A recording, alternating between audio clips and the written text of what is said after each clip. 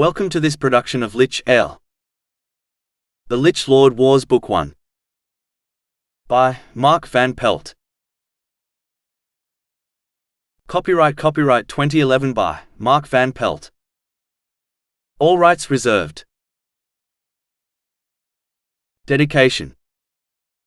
For my wife Tara, the love of my life. Acknowledgements. I'd like to say thanks to everyone that has supported my writing. First and foremost my wife Tara, for her love and support. Secondly, thanks to all of my other family and friends, for their positive support and feedback. Once again I'd like to recognize my cousin Megan for her editing skills, and hiding my complete lack of skill with the English language. Prologue. Forest Spirit. Big brothers must be the dumbest, most horrible, most evil creatures in the whole world of Mundial. Even the Lich Lords of the Eastern Wastes would shudder at the pains and torments older brothers inflict on younger brothers. Of course it would be Almas luck to get the all-time worst. Almas Aguarius was sure that his brother, Cretanus Aguarius, Almas just referred to him as Cretan, had spent his first 4 years of life torturing cats, learning the art of being mean and dreaming of the day he'd have a little brother to make cry. It was probably best that Almas didn't remember anything before he turned 3 years old, because if they were anything like the next 5 years, then they were most likely filled with warfare, just as intense as the battles their father was involved with during his wars with the undead. Sure, when he was a baby Almas probably didn't cut holes in the back of all of Cretan's pants to get back at him for breaking his favorite toy horse, but they couldn't have gotten along nearly as well as their mother always claimed. There was no getting along with Cretan, you could only enjoy him. Almas blamed his brother for the trouble he was in now. All he had wanted was an apple from the apple tree, but he was too short to even reach the lowest branches. Then Cretan had the nerve to sneak up on him and scare him out of his wits. Then to make things worse, rather than help him get an apple, he decides to climb up the tree, eat some apples, and call him a coward and a baby. Now because of that, Almas was the most tired, cold, scared, and worst of all, completely lost that he had ever been in the 8 years of his life. All he had wanted to do was spend some time in Aguarius Forest alone to prove to that 12-year-old pig-headed monster, who had somehow tricked his parents into thinking he was their firstborn son, that he was not a coward. He had gotten the idea when he had gone to the riverbank to brood. He had noticed a blue bird in a tree looking at him, and had wondered if the forest spirit of Aguarius Forest ever had to deal with a stupid older brother. He had never been sure if there was a forest spirit. After all, it was only a legend that the adults talked about, and adults had a bad habit of trying to trick children into believing absurd things. When he had asked his father, he had only said that many legends are based in truth, so some of it might be real. The legend was that the forest was cared for by a forest spirit who protected both man and beast that entered into it. Since there were no stories of anybody being attacked by wild animals in the forest, that's what gave Almas the idea to go spend the day in the woods. He had decided that it was his best chance to show Cretan how brave he really was. After all, even a safe forest could be scary when you're by yourself, couldn't it? So after waking and eating breakfast the next day, he had told his mother that he was going to play outside. Then when no one was looking, he went right into the green wood. The day had started out great, the sun was sending bright light through the branches of the great and mighty trees. Birds were chirping happy songs while the bushes seemed to make way for him, almost inviting him into the forest. It was by far the most beautiful place he had ever seen. It was thick with green leaves and flowers on every surface. Also there were animals everywhere, from chipmunks and insects to deer and elk. After a few hours, Almas decided that he had been out long enough to show Cretan who was brave. Not to mention he needed to get home before it got dark, for his mother's peace of mind, of course. It was then he realized that he had no idea which way home was. Picking the direction he was sure would at least take him to the river that he could follow home, he had set off at what he meant to be a nice easy trot, but ended up more like one that resembled a deer being followed closely by a pack of wolves. It was shortly after this that things began to go wrong for him. The friendly forest seemed to change with every step. First the friendly songs of the birds stopped, followed by the trees reaching out and blocking the light of the sun with their branches, while the bushes and shrubs began to grab and claw at him as he tried to find his way home. From time to time the forest seemed to play a game where it would start to brighten and give Almas hope, only to destroy it by suddenly becoming darker and more menacing. It was just as the sun was beginning to set that Almas learned where he was. He stepped out into a clearing to find the site of an old battlefield. The clearing was mostly dead earth with clumps of tall, brown grass scattered about, much the same as the instruments of war that littered the field. Everywhere he looked he could see armor and weapons of all sorts. He realized as he looked among broken swords and shields that he was on the completely wrong side of the forest. His father had told him how 75 years ago his great-grandfather had led the king's army against the Lich Lords and drove them to the eastern wastes, and that the battle had taken place on the other side of the forest. First he hesitated. The place was spooky and Almas was scared enough as it was. But curiosity in the objects littering the ground overcame his fear, and he entered the field. He began to wander around and study the relics of a battle long past. Why had no one claimed these treasures? As eerie as the place was, he had to take a look at some of these artifacts. Was that a real ruby in the hilt of that sword? The metal it was embedded in looked like gold. If he brought something expensive home, maybe his mother wouldn't kill him for being late. At least he'd be able to make Cretan jealous. For a moment he was so lost in his curiosity that he forgot about being scared. But then as he was looking at a helmet in the tall grass that looked like it might have a diamond embedded in the front, he felt something odd under his foot. Searching the ground where he had stood, he saw a small, gold chain partially hidden in the ground.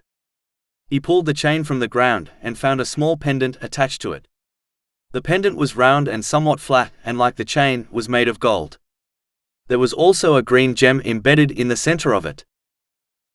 As Almas looked over the pendant, he wondered how much something like this would be worth. The last thing he expected was an answer to his unspoken question. "I am what you would call priceless." Who said that? Almas yelped as he searched in all directions for the source of the voice. "I did, you fool." "You're holding me," came the reply. Almas looked down at the pendant. Was the pendant speaking to him? "Idiot child, of course I'm speaking to you. Do you see anyone else around?" At that moment Almas realized that the voice he heard was only in his own head. Almas stared at the pendant and asked, "What are you?" "I am Lightbringer, a powerful fearless." Figures that I would be found by an ignorant, runny-nosed human child. An Aguarius at that, by the looks of the symbol on your crest. Almas looked at his crest hanging on his neck that bore his family's symbols. How could this thing see it, and what was a fearless? Almas thought he had heard that word before but couldn't remember where he heard it or what he had heard about it. He was about to ask more, but the thing called Lightbringer spoke first. "You don't have to speak out loud, I can hear your thoughts just fine. But explaining these things to you probably doesn't matter, since I don't expect for you to escape this place alive. Do me a favor and put me down.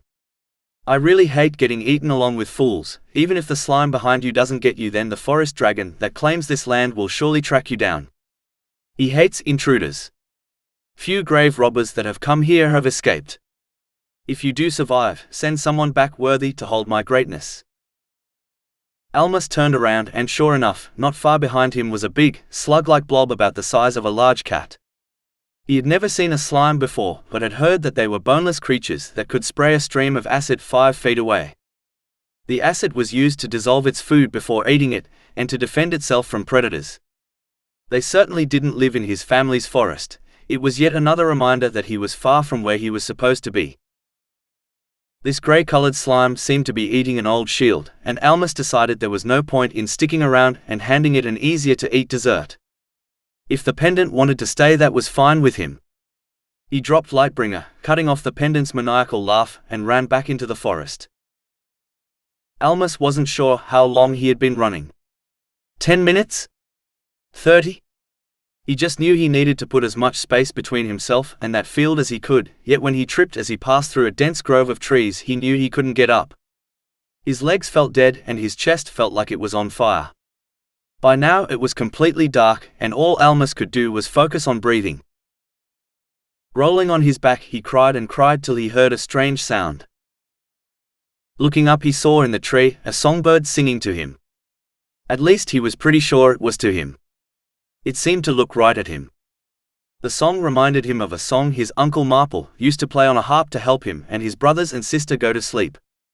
He had always accused his uncle of casting a music spell on him, as bards like his uncle were known to do, but tonight he would have welcomed the peace his uncle's music would have brought. Slowly the fire in his chest went away, and he felt that he could breathe again. He knew he should get up and get moving again, but he just didn't have the strength. He quickly faded off to sleep. As he slept, he dreamt of home. He dreamt of his mother tucking him in for the night and singing gently to him. It was a nice dream, and Almas slept peaceably and warm well into the morning. Almas awoke with a start to the sound of the songbird chirping and fluttering its wings in obvious panic. He found himself under a blanket of tall grass, which he didn't remember being there the night before. Searching for the cause of the bird's agitation, he sat himself up to find the same grey slime from the evening before right next to his feet.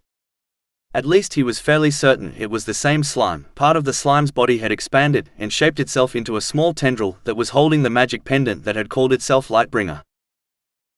Almas quickly began crawling backwards, but only went a couple of feet before hitting his head hard on a tree. Before Almas could make any movements, a stream of acid shot right past him and the tree that his back was to. Almost instantly a large roar filled the air behind him, and Almas felt something big crash into the tree he was against. Rolling away from both the slime and whatever the slime had just attacked, Almas decided that if anyone wanted to question his courage, they were welcome to do it. He just prayed to whatever gods might be listening that he could get home alive. He didn't care what names his brother called him. Looking to the tree he had rolled away from, he saw a forest dragon that was frantically dragging its head on the ground as it tried to scrape off the burning acid from its face. Forest dragons were small for dragons and had no wings, but still twice the size of a large bear. They were colored green and brown to blend in better with the forest. Almas had seen many forest dragons before. Many warriors used them as war mounts, his own father included, but this one was nothing like the tamed ones he knew. First, this was the biggest one he'd ever seen. Second, this one was now looking at Almas with what seemed a mixture of hunger and anger. Almas knew he should be running, but his legs betrayed him and refused to move. The forest dragon took a step towards him, but another stream of acid shot right in front of the beast. Almas glanced at the slime. Was it actually moving between him and the dragon? The dragon eyed the slime, then Almas, then back to the slime. It seemed the dragon was deciding if Almas would make a meal worth the sting of the slime's acid. After a short eternity, the dragon suddenly looked off to the left and emitted a low growl. Almas turned to discover, to his great shock, an older boy, perhaps just a little younger than his brother Cretan, standing between two trees. He had light brown hair and stood only a couple inches taller than Almas himself. He wore brown and green clothes and had nothing on his feet. While it was clear the boy was a child, it was also clear the boy wasn't human. His ears were more pointed on top. The blue-eyed boy stared at the dragon, and the dragon stared back. Then suddenly the dragon charged at him. The boy just continued to stare the charging beast right in the eyes, and at the last minute jumped, planting his bare feet on the trunk of the tree next to him. He then took 2 quick steps up the tree trunk and grabbed onto a branch. The dragon, unable to slow down, passed right under the boy, who dropped onto the dragon's back, then did a front flip off of it and landed right next to the slime. As the dragon turned and once again charged, the boy quickly took Lightbringer from the slime and held it up to the charging dragon. "Don't look directly at the pendant," he yelled. Almas wasn't sure why he needed to look away, but decided to trust the boy. He turned his face away just as the pendant exploded with bright light. Even looking away from the light, everything was so bright that Almas threw his arm over his eyes to protect them. The light dimmed, and as Almas blinked the after image from his eyes, he heard the sound of the dragon crashing through the forest away from them. Soon the sound of roaring and trees being knocked over faded. The boy continued to stare in the direction the dragon went for a few moments longer, then walked over to Almas and collapsed against the tree next to him. Only now did Almas realize how out of breath the boy was. "Do you, gasp, have any idea, gasp, how much trouble you've caused me, gasp, these last couple days? That dragon is a lunatic about protecting his territory, which includes the old battlefield. It picked up your scent and tracked you down. I had to sprint for the last 20 minutes and still almost didn't make it in time." Almas just stared at the boy. "Are you a forest spirit?" "No, I'm an elf." "Why do they say there is a forest spirit here then?" "There is what people believe, and then there is the truth. The boy stood up and walked over to the slime. He removed his shoulder bag and scooped the slime into it. Putting the shoulder bag back on, he added, "We should get going before Grumpy gets his eyesight back and returns for breakfast." I don't think he believed me when I said my father was nearby. "I didn't hear you tell it anything." "I don't need to talk out loud to speak to the animals and plants of the forest," the boy answered as he wrapped Lightbringer in a cloth and placed it in his pocket. "Now come on, I'll take you home." Almas eyed the pocket the boy had put Lightbringer in. "That thing is bad." Lightbringer is bitter, selfish and annoying, but like all of his kind, harmless to those who hold him. Now let's get going. Almas stood up and followed the boy, who started walking away. "My name is Almas Aguarius." "I know." "How?" "Little happens in or near this forest that I don't know about, not to mention your family has been protecting my family since they settled this area. It was my father who gave this forest to your family. But my family has owned this forest for 100 years. How old are you?" 119. "That's older than my father." The boy laughed. "Much older." "What's your name?" Almas asked as they started walking. "Just call me Ulec." Ulec wasn't sure what to make of this small, human creature. Maybe if he would close his mouth for longer than 2 seconds, then Ulec could decide. "So how big is your family?" Almas asked. "What's that?" "Your family. You said my family has been protecting your family. How big is your family?" "Just my parents, my little sister and me," Ulec answered. "I have an older brother, a younger brother and a younger sister, along with my parents." "Do you have a house here in the forest?" "The forest is our house." "Oh," Almas said thoughtfully, "don't you get wet when it rains?" "The trees can keep us dry if I ask them to." Realization came to Almas' eyes. "Was it you that made the forest scary yesterday?" Ulec was glad the boy was following behind him and couldn't see his face turn red. "Well, I was trying to help you get back home. I thought if the forest was only scary when you were going the wrong way, you'd find the right way. It didn't work very well." "Oh, sorry." Ulec felt bad. He had tried to lead Almas back home, but all he had managed to do was scare the kid out of his wits and almost get him killed. If he had just been more open and gone personally to help, he could have led Almas back home without him ending up in danger. They walked for a minute in silence, and then Ulec turned and asked, "Would you like to see the best view of the forest, see it as I think of it?" "Yes, please." "Follow me." Ulec could normally move quickly through the forest, but the boy moved slowly, even with his help. Eventually they came to a huge tree. Ulec didn't even slow down as he got to the tree. He took 3 steps up the trunk of the tree and effortlessly swung himself onto one of the lower branches. Almas stopped and stared. "Hey? How did you do that?" "Do what?" "Run up the tree like that." "I can't do that." "I asked the tree to help me. It holds onto my feet so I don't slip as easy." "Here, let me help you up." Ulec reached down and took Almas' hand. He helped pull him up and the 2 boys began climbing up to the top of the tree. About halfway up, Almas asked, "How come you don't have any shoes on?" "You never take a break from the questions, do you?" "Sorry, I was just wondering." "I don't like shoes, I like the feel of the forest on my feet." They soon arrived at the top of the tree, which was much taller than any of the other trees in the forest. Almas looked wide-eyed across the carpet of treetops. "You can see the whole forest from here.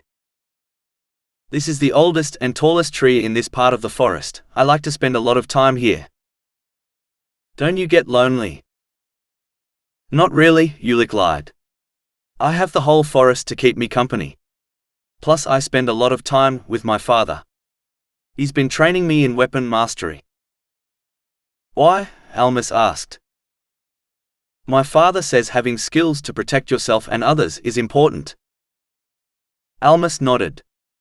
Almas was also the son of a weapons master, and Ulec was sure his own father taught similar things. So he knew he didn't have to explain much more than that. "What about your sister? Doesn't she play with you in the forest?" Almas asked after a moment. Ulec shrugged his shoulders.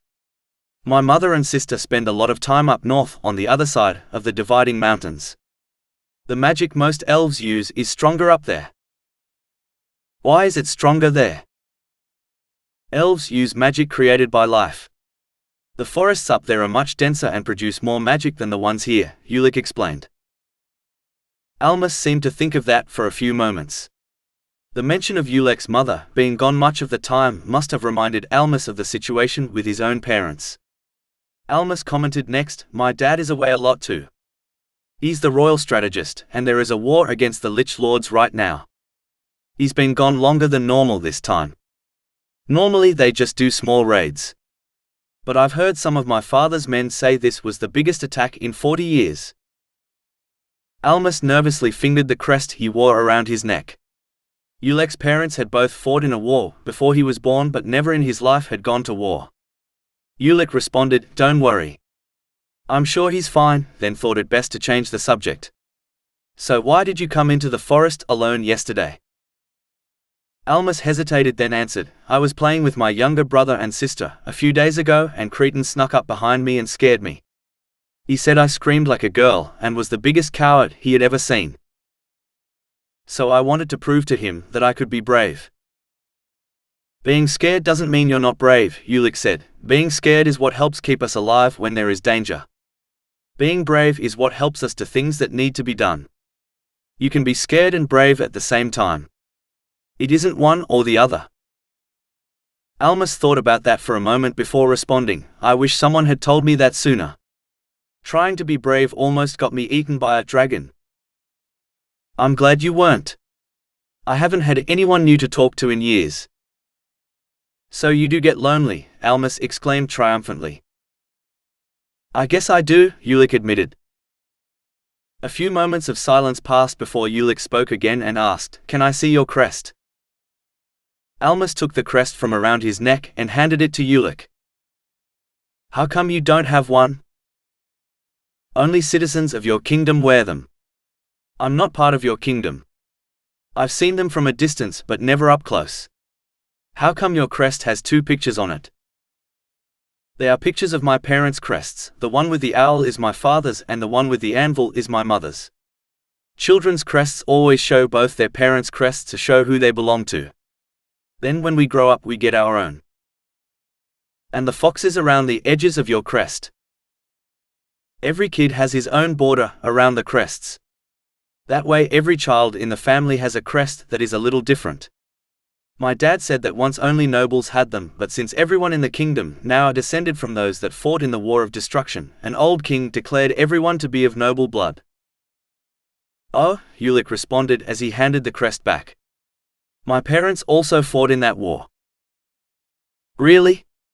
My dad told me that very few who fought in that war survived. And it was about 120 years ago. Are your parents old?" "Elves live 10 times longer than humans. So for elves I guess they would be about middle-aged," Ulec answered with a shrug. After another moment of silence Almas spoke up, "I was wondering. That pendant Lightbringer said it was a fearless. Do you know what a fearless is?" "It's a magic item made by a group of elves that died off long ago. They made the items by taking part of someone's soul and binding it to an item. That item gains the personality and abilities of that soul." Almas asked something else but Ulec didn't hear. His attention was suddenly elsewhere in the forest. That forest dragon was heading their way again, fast. The creature's eyes still hadn't recovered from the flash from Lightbringer, but the dragon was probably following their smell. "What's wrong?" Ulec turned back to Almas. "I should get you back home. Your family is worried about you." "Oh sure," Almas responded with a quizzical look. The two boys began climbing down. It was slow at first as Ulec showed Almas how to grab hold of a branch and step off the limb which they were standing on. The branch they were holding onto would then slowly bend, lowering them to a lower branch. They then could repeat the process. Almas was scared at first but soon began enjoying it. When they got to the bottom, Ulec reminded Almas not to try doing that without him, since the branch could break and he'd probably fall to his death. Almas nodded, and the two boys started on their way. Ulec tried to hurry Almas along as quickly as possible, but the young human just wasn't fast enough. "What's wrong? Why can't we rest a while? It's afternoon and I haven't eaten in over a day." "I'm sorry, Almas, but we have to move fast. The forest dragon is following us again. I thought I could get you someplace safe before he caught up, but he's moving too fast. I'll have to try something else." "What?" "No time to explain. Come on." Ulec led Almas to another large tree. "Up the tree, quickly. He's almost here." He helped Almas get up to a large, high branch. Almas looked around, then called down to Ulec, "I see him. Hurry and get up here. No matter what, stay up there." "Are you crazy? What are you doing? Trust me." Ulec ran over to another tree. As the dragon came into view, he grabbed hold of a long, thick branch. He asked the tree for the branch, and it immediately separated from the tree. Ulec decided he must have lost his mind as he held up his makeshift staff and watched the dragon sniff the air. The dragon still couldn't see very well, but it smelled Ulec and charged. At the last second, Ulec sidestepped and hit the dragon's leg with the branch with all his strength. The dragon didn't even seem to notice. It simply turned towards Ulec and lunged at him. Ulec tried to move, but he knew he wouldn't be able to move out of the way fast enough. He mentally sent a plea for help to the slime that was still sitting inside his shoulder bag, hanging at his side. He lifted the flap of the bag, and a stream of acid shot out and again hit the dragon in the face. With the dragon's lunge disrupted, Ulec took the opportunity to get out of the way and quickly climbed up a nearby tree. As the dragon once again used the dirt to scrape the burning acid from his face, Ulec took a moment to open his mind completely to the forest. Ulec had lived in the forest a long time. The plants and animals there knew him, and he asked them all for help. The dragon charged the tree Ulec was standing in. As it charged, branches from the surrounding trees began to fall like spears on it, and the shrubbery grabbed and clawed at the dragon's legs. Most hit harmlessly on the dragon's hard scales. The dragon threw itself against the trunk of the tree Ulec was on, and the tree fell over. Ulec managed to jump and grab onto the branch of another tree, as the one he'd just been on came crashing to the ground. The dragon only took a moment to sniff the air and find Ulec's new position and charged once again. As it came, a pack of wolves leapt from some surrounding bushes and onto the dragon. The dragon stopped its charge and tried to shake the wolves from its back, but they just sank their fangs in deeper till the dragon finally rolled onto its back. The wolves scattered to avoid being crushed, but Ulec felt his mental connection to one of them suddenly disappear. The wolves grouped up again, but the dragon went after them, and they were forced to scatter in order to avoid the dragon's attack. Ulec looked around in desperation. The wolves didn't stand a chance, and he was out of ideas. The dragon stopped chasing the scattered wolves and once again came right at Ulec. He pulled Lightbringer from his pocket, held it towards the dragon and channeled as much magic as he could into it, and once again the pendant exploded into light. At the same time, a dark voice entered into his mind. "That won't work. That beast is no longer using his eyes to hunt you. Help me." Ulec thought back to the pendant. "Why should I do that? If I get eaten, you go with me." As entertaining as your getting eaten would be, I would prefer not to pass through the insides of that beast again. You don't want to be eaten? Then the answer is easy: run. With your power over the forest you can move much quicker than that blind beast. If I did that, Almas would be killed. I'm not leaving him. Why would the son of Lady Elixir risk his life for a mere human? Have you no pride as an elf? The Aguarius family protects this forest, protects my family. I have to try. The tree Ulec was in began to fall over as the dragon crashed into it. This time there were no nearby branches to jump to, so all Ulec could do was jump clear of the falling tree. As he tried to get up, Lightbringer's voice returned. Run, boy. Human lives are short anyway. Just run. As he tried to stand, Ulec's ankle felt like it was on fire, and he collapsed back onto the ground. There was no way he'd be able to avoid the dragon with it. No, it's too late for that now, he thought to the pendant. The dragon came at Ulec, mouth open to consume him. Suddenly a rock struck the dragon's head, and both the dragon and Ulec turned their heads to see the source. Leave him alone, Almas yelled. He had dropped down from the tree and was picking up another rock to throw, while the dragon took a step in his direction. Well, at least I'll be able to enjoy watching both you and that annoying human get eaten. With any luck, the dragon will choke on your dead body and cough me up. Choke! Ulec exclaimed aloud, attracting the dragon's attention once more to him. What? No. I can see your thoughts, you can't. Ulec pushed himself onto one hand, the dragon over him, mouth open once again. With his other hand, Ulec aimed quickly and threw the pendant down the air hole of the dragon's throat, and rolled away as quickly as he could. Almas had watched most of the fight from his tree, too terrified to even speak. For a moment he was sure he was about to watch his new friend get eaten right before him.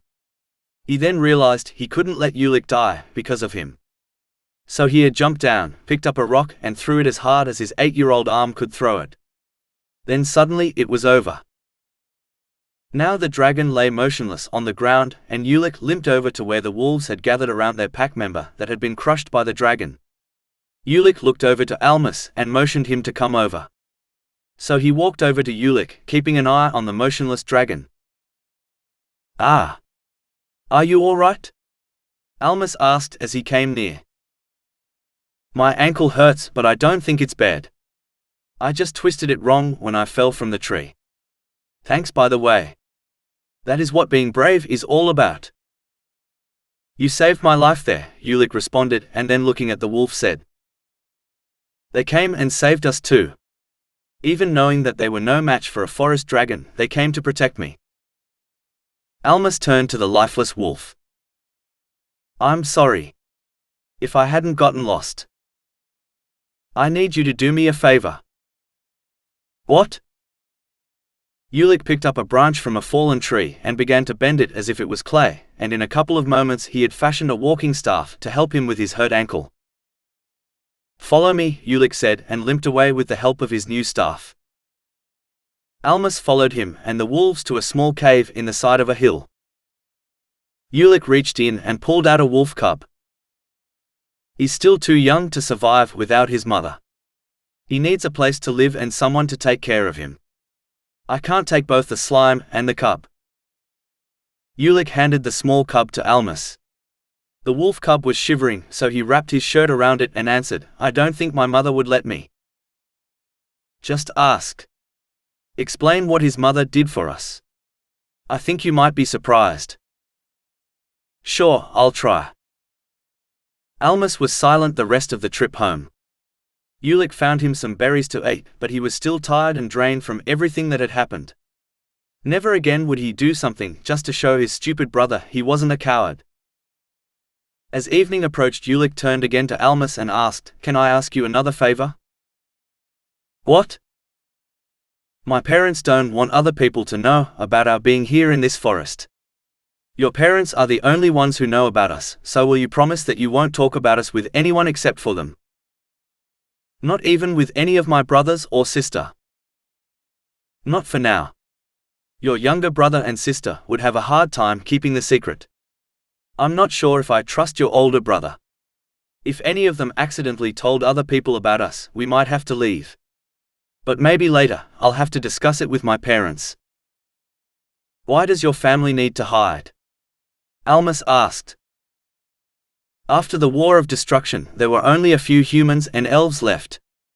Humans can increase their population faster than elves. So there are still very few of us, compared to humans. We need time.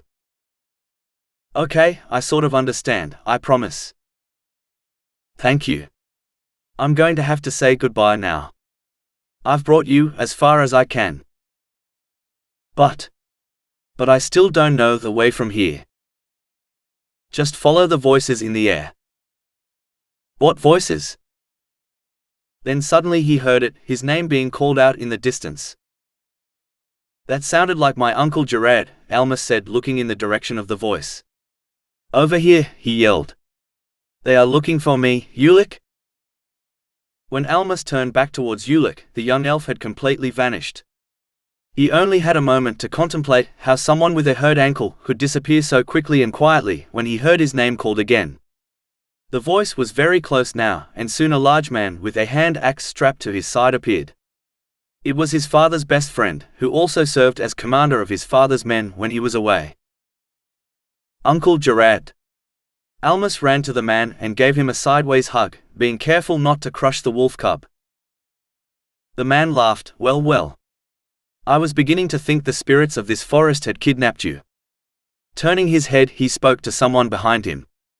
Would you take a look at what I found wandering the forest alone? Now why'd you have to go and find him for? You have any idea what it costs to feed that kid? Said another familiar voice. Almas peeked around Gerard to see his father, standing there with a huge teasing grin. Father. This time Almas leapt into his father's arms. You're home. You're home. Almas' father scooped him up and, laughing, swung him around and put him back on the ground. Yes, I arrived home last night to find I was short one child. Now seeing I still had 3 out of 4 of my kids, I was all set to call it good enough and just write you off, go to bed and get some rest. But you know how your mother is. She started to fuss, so I figured I might as well come out and find you. You were worried about me, Almas said, giving him a knowing smile. Me? Never. Now let's get you home and get you a bath. Then you can tell me why you smell like slime acid and have a wolf cub wrapped in your shirt. I've a feeling it's an interesting tale, Almas' father said with a grin and a wink as he put a hand on his son's shoulder and led him home. Ulec sat in a tree long after Almas and his father were out of sight. He had opened his shoulder bag and let the slime out, which was munching on pine cones at the moment. Ulec decided to call the slime metal, since, while it appeared to be willing to eat just about anything, it seemed to have a special liking to metal, as Ulec had found out upon finding the remains of his small knife in the bag. After watching Metal eating for a few minutes, Ulec spoke. Are you mad? A voice answered from below him. Mad about what? That you missed a lesson in order to save and help a boy lost in the forest, or that you seem to once again have adopted yet another pet. I thought I could do it myself, without any help. I almost got us both killed. Yes. If you had left me a trail to follow, I might have been in a place to help you when you finally called for it. There is no shame asking for help when lives are at stake. On the other hand, all your life I've been trying to teach you the importance of serving others. You have demonstrated that you have learned and understood the most important lesson I could ever teach you, service. So no, I'm not angry. I'm very proud. Thank you, Father. Ulec looked down to where his father was leaning against the tree. So, can I keep Metal? Ulec's father sighed and smiled. Like I really have a choice with you and your pets. Chapter 1. I thought I would find you here today, my lady. Why have you come here, creature? The same reason as you, to remember the dead, and to pay respect to friends long past turned to dust. Do not think this field and monument is your own private grieving ground. I also once stood on this field, shoulder to shoulder with gods, elves, and men. I also lost many friends that day so long ago. What can a monster like you remember of friendship? I should destroy you now and let the world be rid of you. My dear Lady Elixir, first of all, you're no longer sure you could defeat me alone. Second, you remember what friendship is, even if I don't. How dare! But while I may be a bit hazy on friendship, I still remember honor. And that honor compels me to pay old debts. I forgive you of all debts. Now leave and corrupt this sacred ground, no longer with your presence. Just as soon as I say this, Tornal has begun his experiments again. And just what is he working on now? He seeks to make more of us. Alt. I was just thinking this world needed fewer of you. He also seeks to give himself, and the others he makes, power not unlike your own, only with his own dark twist. He seeks to steal what you merely mimic. In fact, he says that he has one last experiment to make, and he would like an elvish subject. Then he has far to travel to find one. He has heard rumors there might be one to be had in human lands. It seems poachers have been spreading tales about strange happenings in Aguarius Forest. Tornal shouldn't listen to rumors. That's what I told him. He never would listen to me. If there are any elves there, I hope they watch themselves. Hunting elves is very dangerous. Finding the wrong one would be the end of him. Yes, but finding the right one, such as one young and inexperienced, would be easy prey for a Lich Lord of Tornal's power. Are you insinuating? Nothing. I insinuate nothing. Just giving information I thought you might find interesting. Now I must bid you farewell. Give my regards to your husband and children, wherever they may be. Farewell. A creature like you comes here to this field of sacrifice to mock and threaten me, and you bid me farewell. You think I would let an abomination such as yourself simply leave, after such disrespect? Here I am. Stop me. Gladly.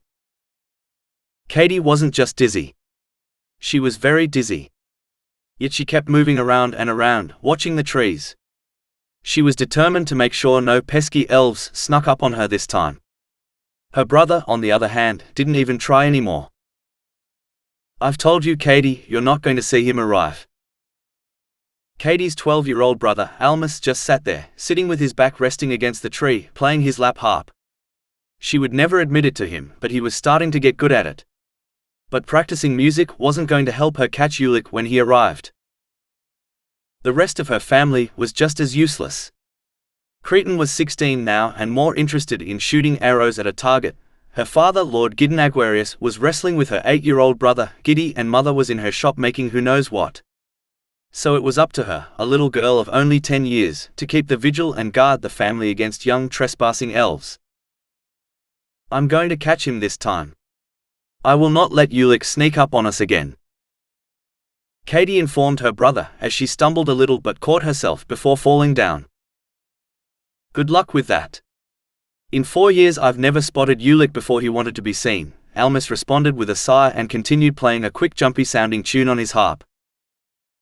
Ulec was a young elf that Almas had met while he was lost in the forest 4 years before. He had saved Almas from becoming lunch for a forest dragon, and they had been best friends ever since. Now every once in a while Almas would announce that Ulec was coming over to visit. She wasn't sure exactly how Almas always knew, but she was sure it had something to do with Ulec's ability to talk to animals and plants. Katie was always amazed at how plants and animals seemed to do whatever he wanted. Katie continued spinning, determined to catch the elf trying to sneak up on her like he always did. She was scanning the trees when she heard the tune Almas was playing abruptly change, and a force, like a very strong wind, pushed her and she toppled to the ground. Hey! You pushed me, she yelled at Almas. Almas gave the most disgustingly false innocent look she had ever seen and responded, What? Me? I never touched you. I was just practicing. You know me better than that. Katie knew that Almas didn't need to touch her. The last few years their mother and Uncle Marple had been teaching Almas both music and how to use magic through it. As Almas got better at music, he also got better at casting spells with it. It was called bard magic, and she was about to retort that he used it to push her, but a voice above her spoke first. Yes, she knows you well.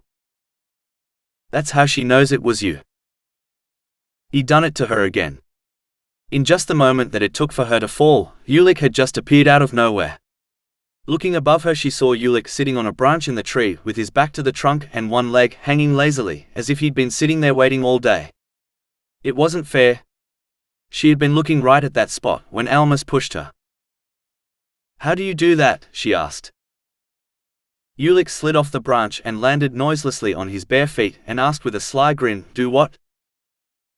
Appear out of nowhere like that. I didn't come from nowhere. I came from over there. I've never been to nowhere, Ulec answered, pointing behind him. But we never see or hear you come, Katie protested. I apologize for not moving through the forest making noise like a huge lumbering bear. Katie isn't that loud, Almas cut in as he stood up and stepped over to his friend. Actually, I was referring to you. Hey! Ulec laughed as Almas tried to push him, but missed as he easily stepped aside. You need to move faster than that. Or maybe you should stick to the harp, Ulec said right before they all heard a soft snap above them. They all looked up to the tree for the source of the sound, and Ulec started to step to the side when a large, furry animal landed on him, knocking him to the ground. Katie gave a surprised shout as she recognized a panther standing on Ulec with its large paws on his chest.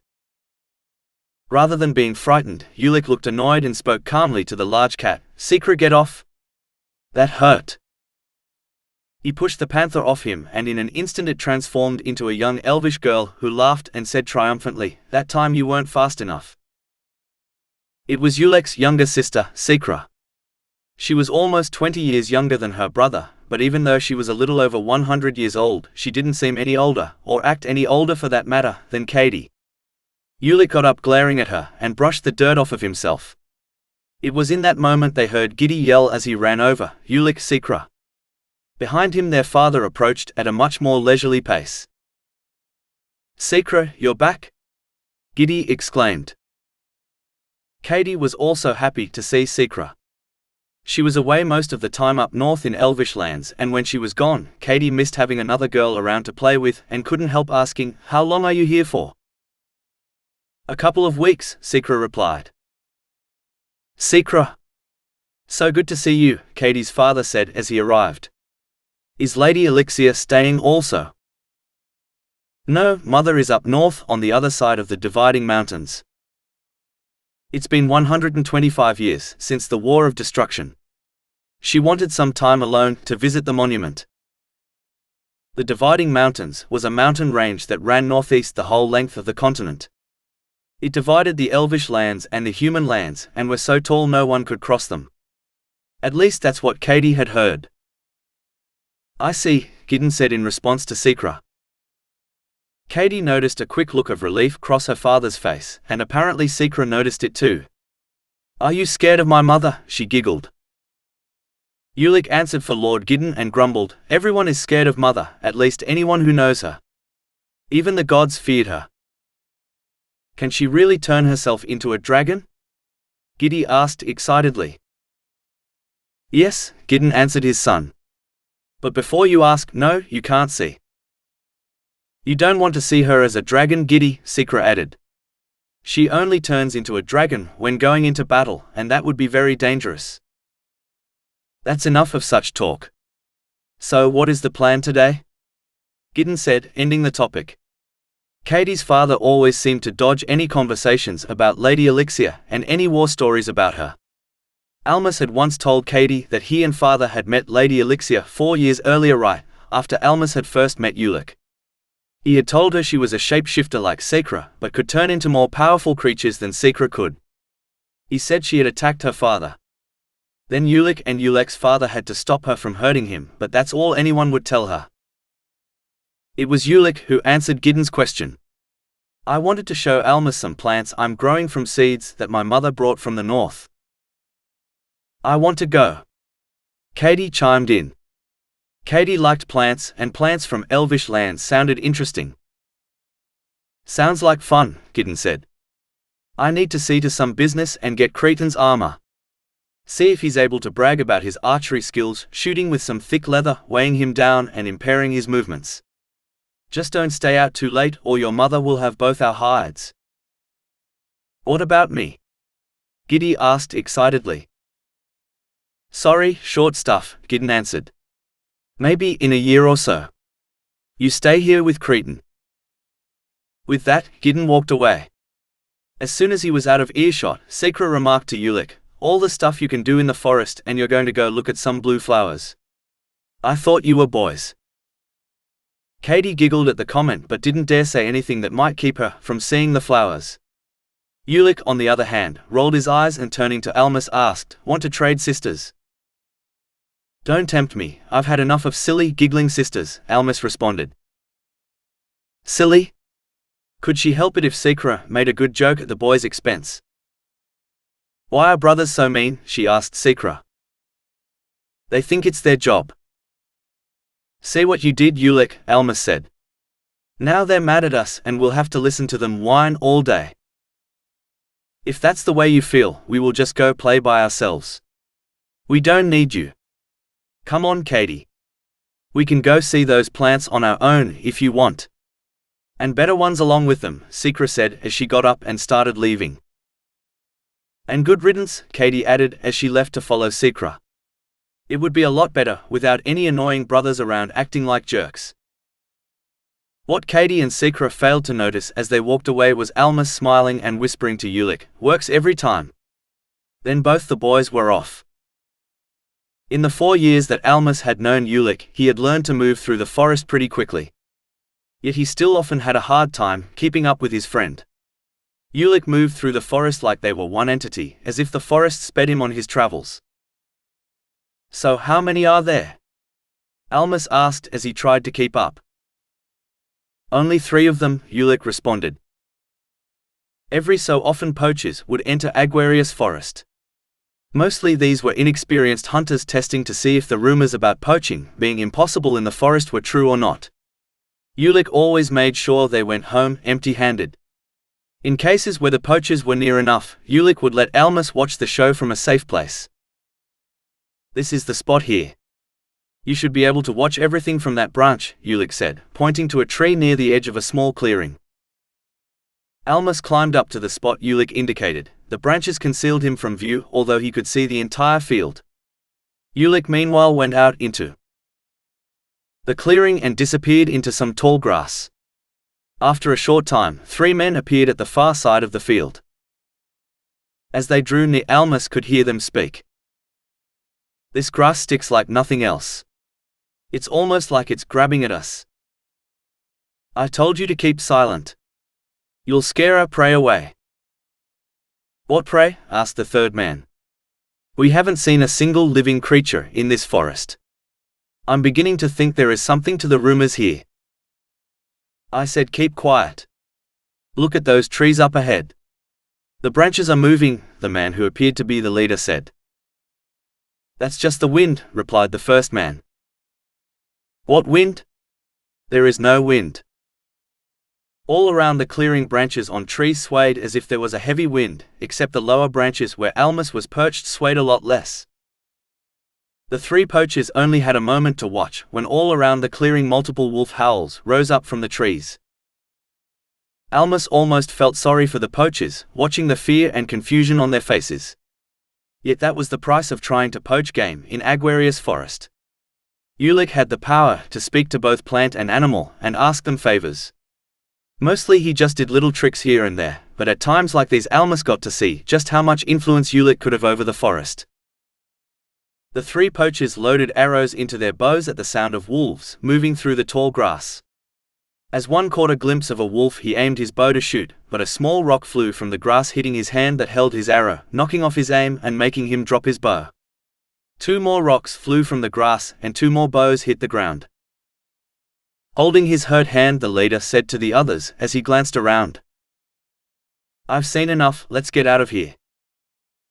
Pulling out their swords and keeping their backs together, they cautiously made their way back through the meadow.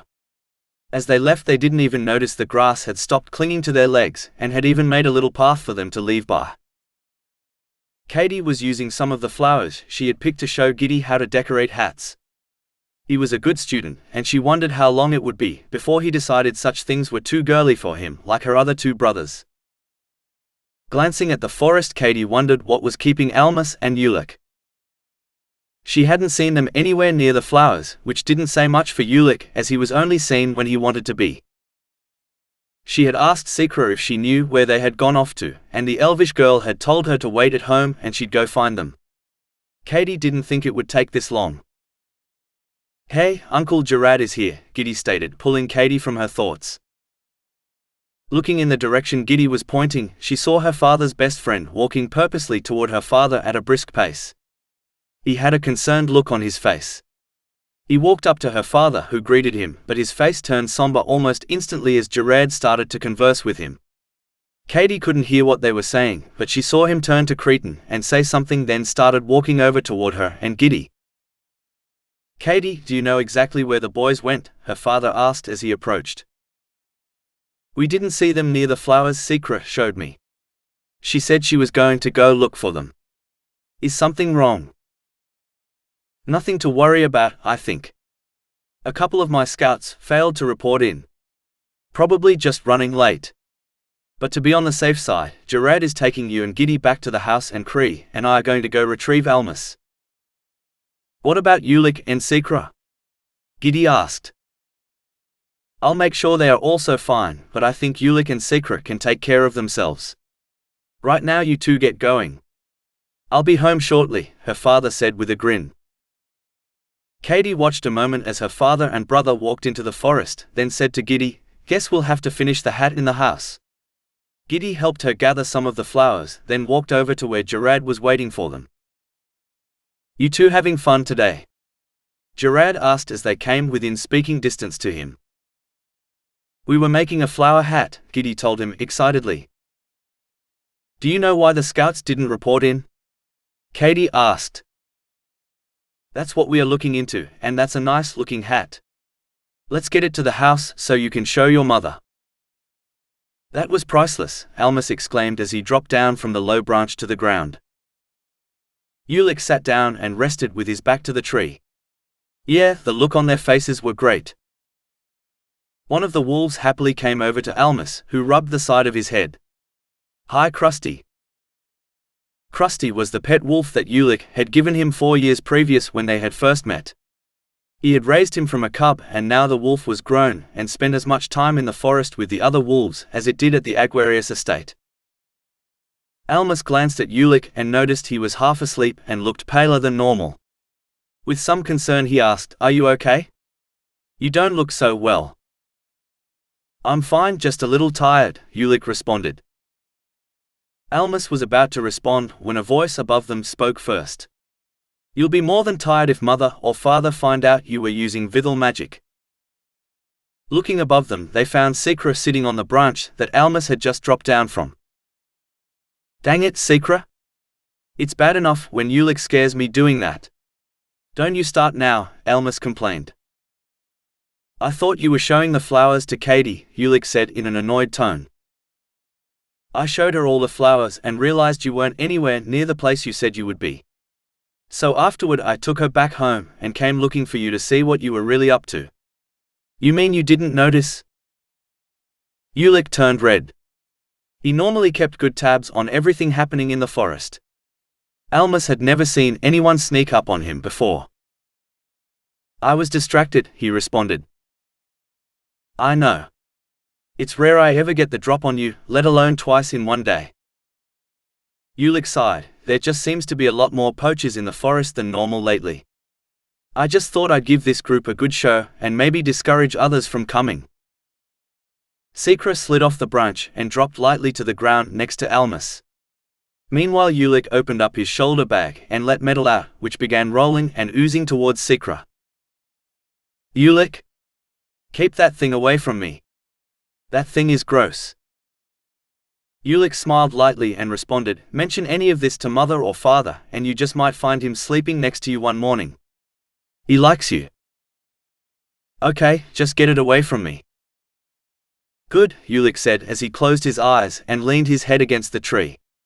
"Now just let me rest a moment here." As Ulec closed his eyes and relaxed, metal oozed over to some rocks, settled over the top of them, and soon the smell of acid on rock filled the air. Almas shook his head and laughed. "Those rocks must have a little iron ore in them. Someday that thing is going to be metal-plated." "That thing is just plain creepy," Secra muttered. "That thing saved my life once," Almas responded back. "It attacked a forest dragon to protect Ulec and me." Secra shrugged, and after a few moments of silence, Almas spoke again. "What did you mean earlier when you said something about Ulec using Vithal magic?" Secra answered with a question. "You know the difference between elvish magic and human magic, right?"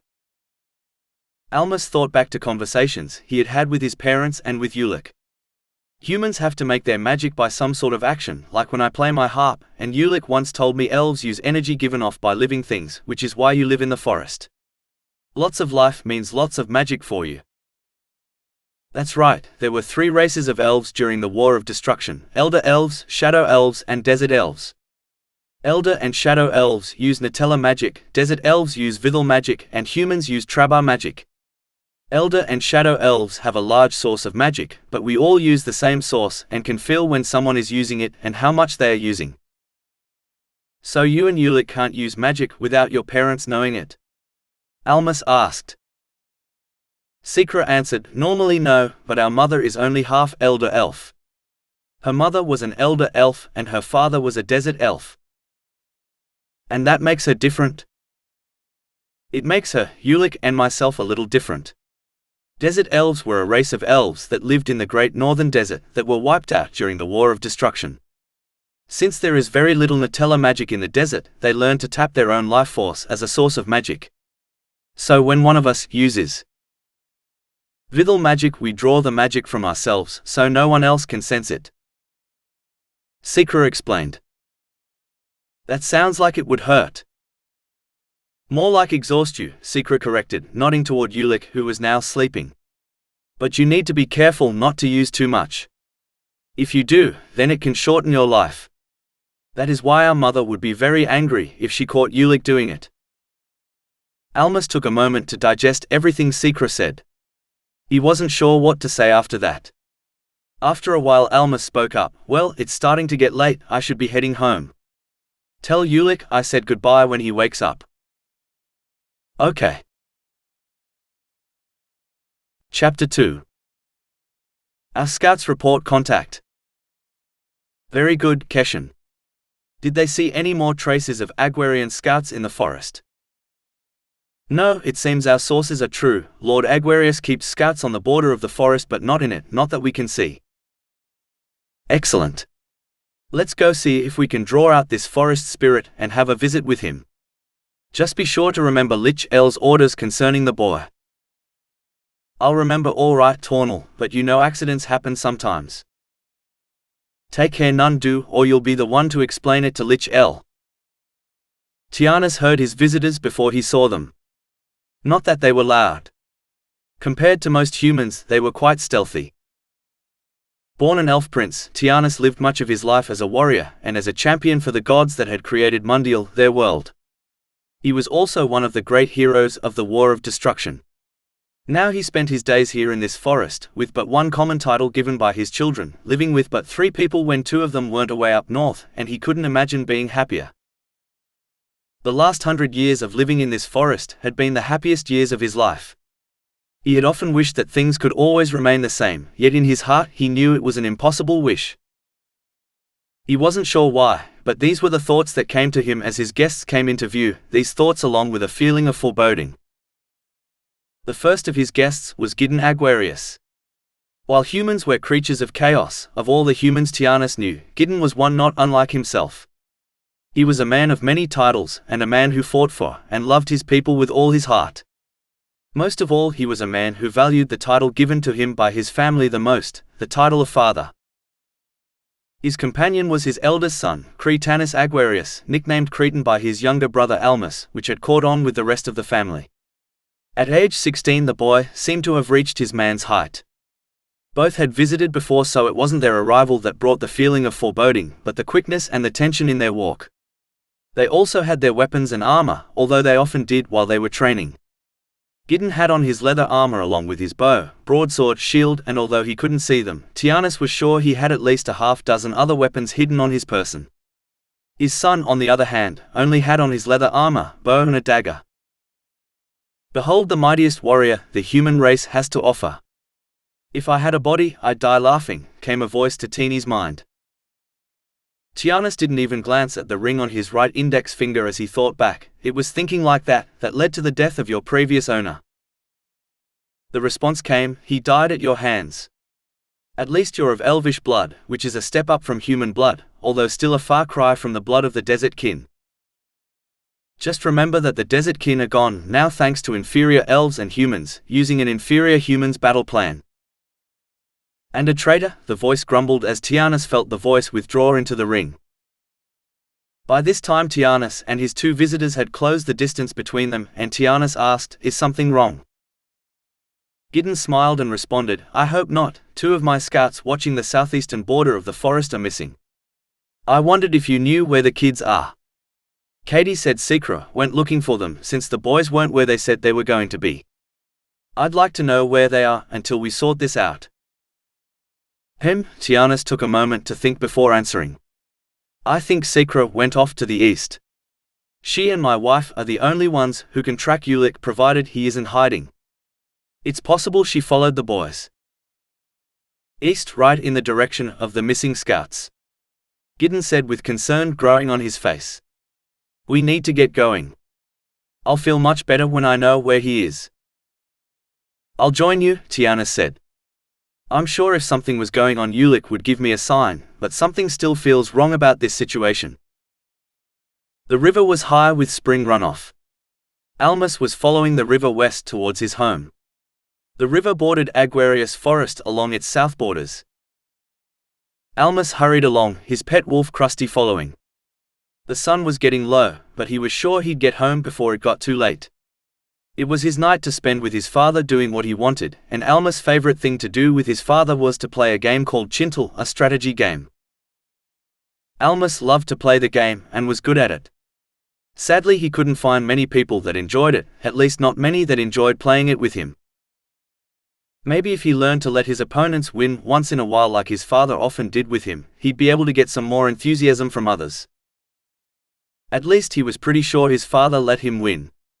He was the royal strategist, so it wasn't surprising that his father was a master at the game. Ulec was a pretty good challenge at the game also. As bright as Ulec was, he just didn't care much for the game. Ulec was more of a hands-on person. Almas had watched him practice with various weapons, and even watched him spar with Almas' father before. He could respond to situations brilliantly and instantly, and Almas thought it was a shame that Ulec couldn't bring that brilliance to games that he enjoyed. Almas started working on the opening moves he'd make, and how he might counter some of the moves his father might make when a commotion in the forest erupted nearby. It seemed like every bird in the area had taken flight at the same time. The sky was full of birds of every kind. His first instinct was that Ulec was playing a trick on him. But this was big even for his elvish friend. Then he heard Krusty growl, and he looked behind him at his pet wolf. Krusty was facing the forest, the hair on his back bristling, growling at the forest with the scariest look that Almas had ever seen. Something was upsetting the animals, and Almas decided he didn't want to find out what it was. Turning his face towards home, he commanded Krusty to follow him and took off in a run. "Ulec! Ulec, wake up!"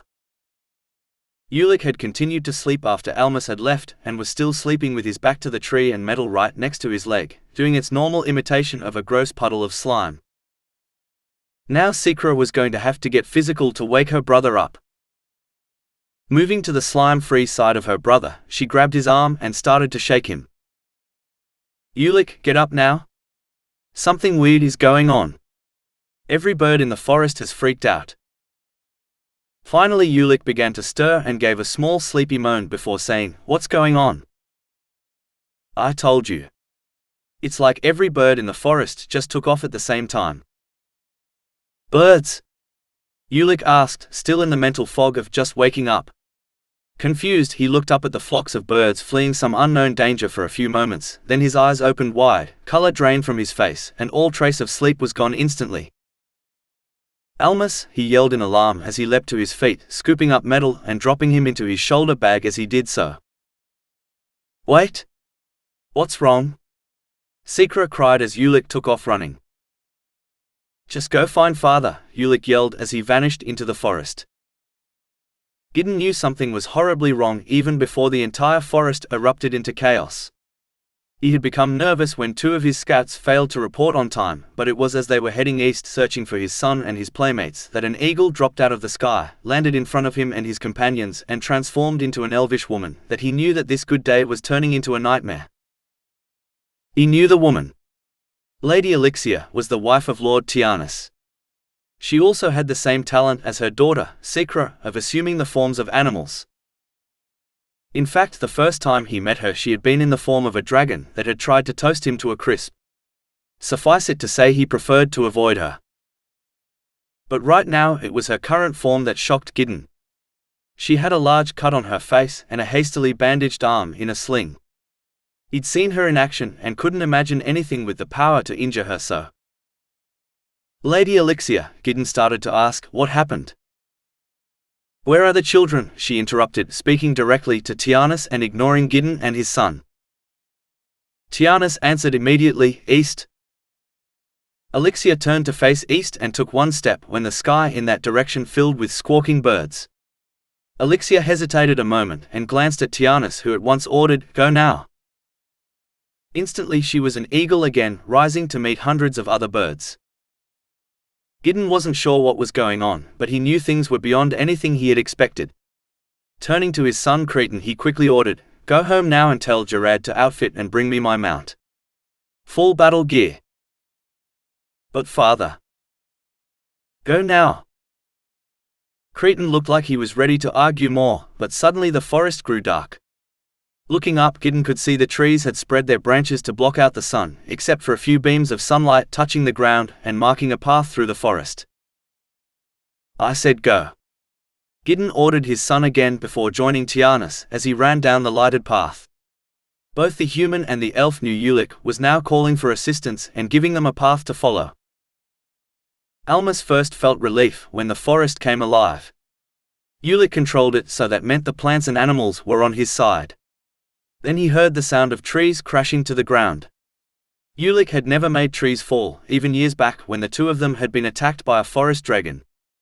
That meant either Ulec was really desperate or something else was knocking the trees down. Either way, Almas decided to keep running, but only got a few more feet when an arrow suddenly embedded itself in a tree directly in front of his face. Going too fast to stop, the shaft of the arrow hit him in the face as if it was a low branch. The arrow broke off the tree, and while it didn't hurt, the impact still caused Almas to lose his balance and fall. Almas sat up and looked in the direction from which the arrow had come. Coming out of the woods was a man armed with a bow and the Aguarius crest on his tunic. It was one of his father's scouts, but something was wrong. Even from this distance he could tell his skin was pale and dry. He could also see running up both arms what looked like spikes. The most eerie thing was his face. It was completely emotionless, blank, like there weren't any thoughts or feelings behind eyes that appeared devoid of life.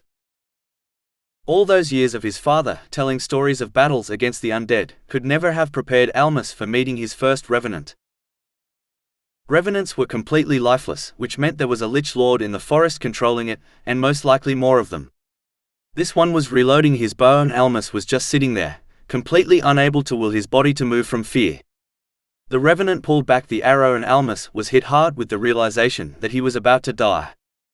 Suddenly, before the Revenant could release the arrow, Krusty leapt on it. In a moment the Revenant had fallen to a flurry of fangs. As the remains of the Revenant began to crumble to dust, the sound of Krusty's growls and snarls turned to yelps as an arrow from a different location to Almas' left hit the wolf above his hind leg. "Krusty!" Almas yelled as he started to get up. Without thinking he took a step toward his injured pet but stopped cold when he spotted the second Revenant, another one of his father's scouts, then spotted a third and a fourth coming out of the forest. The other two weren't any of his father's men. Their clothes and armor looked much older and worn. In a short time Almas found himself being closed in by 8 undead creatures. They were forming a half-circle around him, and with the river 50 feet behind him at the bottom of a 40-foot drop, they had effectively trapped him. The Revenant that had shot Krusty loaded another arrow into his bow and took aim directly at him. As the Revenant released the arrow, everything went into slow motion. He knew he needed to move, but like in nightmares he couldn't move quickly enough. Then a running form entered the side of his view. Ulec ran into the path of the arrow, snatched it out of the air with his right hand, and with a twist of his body and a flick of the wrist, he sent the arrow back to the Revenant. After the arrow struck the undead creature in the throat, it instantly crumbled to dust. Ulec wasted no time in backing up to Almas and saying, "Move back." Almas started moving but said as he went, "We're backing up into a dead end." "I know," Ulec quickly responded. "We just need to buy a little time." Help is on the way. Ulec was breathing hard. To Almas it looked like he was about to pass out. Another crash back in the forest behind the revenants made Almas realize that Ulec must be dealing with more undead creatures than just the ones present. Out of the corner of his eye he saw one of the visible revenants step to avoid a falling branch that had dropped like a spear towards the creature. Almas couldn't believe his friend could divide his attention to multiple fights in different locations. As wolf howls began to sound nearby, Almas looked at his friend again. He had turned pale and was sweating. He remembered what Secra had said about the danger of overusing his own magic, Vithal she had called it. Why wasn't he using the other one, the Nutella one? He didn't get much time to think because suddenly all the revenants he could see charged at them. He thought he heard Ulec swear under his breath before saying, "Wait here and stay alert." Almas heard a cracking sound above him and watched a branch fall from the tree next to them and drop right into Ulec's hand. It was a straight branch that was thick and pointed on one side, making it look like a sort of mace. As soon as Ulec caught the branch, he charged the oncoming revenants, which all began converging on him. Upon reaching the first revenant, he ducked and sidestepped to avoid its short sword, spun around the side of the revenant and planted the knot at the end of his stick into the back of its head. As the revenant began to crumble to dust, Ulec let go of his stick and grabbed its short sword as it fell to the ground. By now 2 more revenants were coming up behind Ulec with swords raised. Grabbing the bottom of his shoulder bag, he spun around and in one motion, he flung metal out of the bag and into the face of the first revenant, and flung the short sword into the throat of the second. As the latest 2 revenants crumbled to dust, Almas could see only 4 left. Almas couldn't tell if the one metal killed crumbled or melted from the slime's acid, but either way he could only see 4 more. 3 of them started to surround Ulec, as the 4th held back. Ulec picked up the stick he had used on the first revenant and backed towards a tree. He was too small and lacked the strength to block or parry the attacks from the undead, but he was quick and Almas could barely follow him as he dodged and used his stick to redirect blows as much as his strength would let him. The revenants seemed to be taking him more seriously, fighting much more defensively. That wasn't good for Ulec. Almas could see Ulec starting to slow down and felt absolutely helpless. Almas was racking his brain trying to think of a way to help Ulec when the revenants backed Ulec up to a tree. Almas saw Ulec's plan a moment before Ulec sprang his trap. As he backed up to the tree, the one revenant wielding a spear charged Ulec, as the other 2 revenants moved to the left and right side, the elvish boy, to block him from escaping. Ulec, having nowhere else to go, planted his bare feet on the side of the tree trunk and took 4 backward steps up the tree, as the tip of the weapon embedded itself into the tree just below him. Ulec let himself drop onto the shaft and brought the end of his stick down hard on the head of the revenant. At the same time about 10 branches dropped onto the other 2 revenants like falling stalactites. The revenant on Ulec's left disintegrated from a hit by one of the falling branches. The one on his right managed to avoid all the falling spears, only to fall to Ulec's follow-up strike. The final revenant continued to stand back and size Ulec up. Then it smiled and Almas realized for the first time that this one wasn't a revenant. There was intelligence behind this creature's eyes. He was a Lich Lord. "It seems our little outing here has been successful," the creature said, drawing his sword with his right hand. "What do you want?" huffed Ulec. "Just you," said the Lich Lord as he pulled a dagger out of a sheath with his left hand and charged. Ulec was suddenly on pure defense. As fast as Ulec was, the Lich Lord was surely using magic to enhance his speed. Almas couldn't even follow the Lich Lord, and from the look on Ulec's face, it seemed he was having trouble tracking him too. The Lich Lord seemed to be herding Ulec closer to Almas, despite Ulec's best efforts to move a different direction. Ulec was slowing down noticeably when the Lich Lord's sword caught Ulec's stick in the middle, cutting it in half. Ulec was in trouble and Almas felt he needed to do something. Suddenly an idea came to him and he cursed himself for not thinking of it sooner. He quickly unstrapped his small harp from his back and started playing a quick, energetic tune and tried to send those feelings towards his friend. It seemed to work as Ulec looked like he was moving faster as he stepped and ducked under his opponent's sword. With a jab upward and a twist with his now shortened stick, he sent his opponent's sword flying. The Lich Lord tried to counter with his dagger, but Ulec stepped out of range. Using his free hand, the Lich Lord pulled a bone spike from his left arm and threw it like a dagger, not at Ulec but at Almas. "Almas, look out!" Ulec yelled. The bone spike missed, just grazing his shirt, but he fell to the side out of shock. The Lich Lord, taking advantage of Ulec's distraction, attacked again with his dagger and caught a piece of his arm, giving him a nasty gash a little below his shoulder. Ulec staggered a bit, but managed to avoid a second slash from the dagger. The attack, however, was a feint, as the Lich Lord took the opportunity to sidestep behind Ulec and caught him with his fist on the back of his head. The Lich Lord positioned his dagger for a final blow, as Ulec crumbled to the ground. "Ulec, look out!" Almas yelled, standing up again. The Lich Lord ignored Almas' yell, but didn't ignore the screech of a hawk above him. Ulec rolled away, as the Lich Lord looked up to see the bird diving at him. He raised his dagger to defend himself, but somehow Ulec managed to push himself to his knees and hit the Lich Lord in the hand with a well-aimed rock, making him lose his grip on the dagger. The Lich Lord glanced at Ulec, then back up at the bird, only instead of finding a hawk, he found a full-size grizzly bear falling on him. The Lich attempted to step out of the way, but instead tripped and fell. He had failed to notice grass had grown around his feet and ankles, and wrapped around his legs to prevent him from escaping. The Lich Lord had no time to react before the large bear landed on him with a loud thud. The bear wasted no time, finishing off the undead creature. Once the Lich Lord had turned to dust, the bear took a step towards Ulec and transformed into Secra, who ran to her brother. Almas also hurried over to join the siblings. Ulec, both Secra and Almas cried, and once arriving to where he was, Almas added, "Are you okay?" Ulec started to get up and said, "I'm fine," right before collapsing once again. "Your body seems to disagree with you," Almas pointed out. Ulec started to get up again, still clearly dazed. "Have to go, more coming." Almas felt a chill go down his spine. If he were to write a list of things he didn't want to hear, that would have been the top of it. "Take his other arm and let's get out of here," Almas said to Secra as he helped his friend up and put his arm around his own shoulder. Only a few moments after Secra and Almas began helping Ulec move, they found themselves surrounded by more revenants. The three were quickly boxed in at the top of a 40-foot cliff above the river. Looking down, Secra could see lots of rocks and fairly shallow water. Jumping or falling would not be a good idea.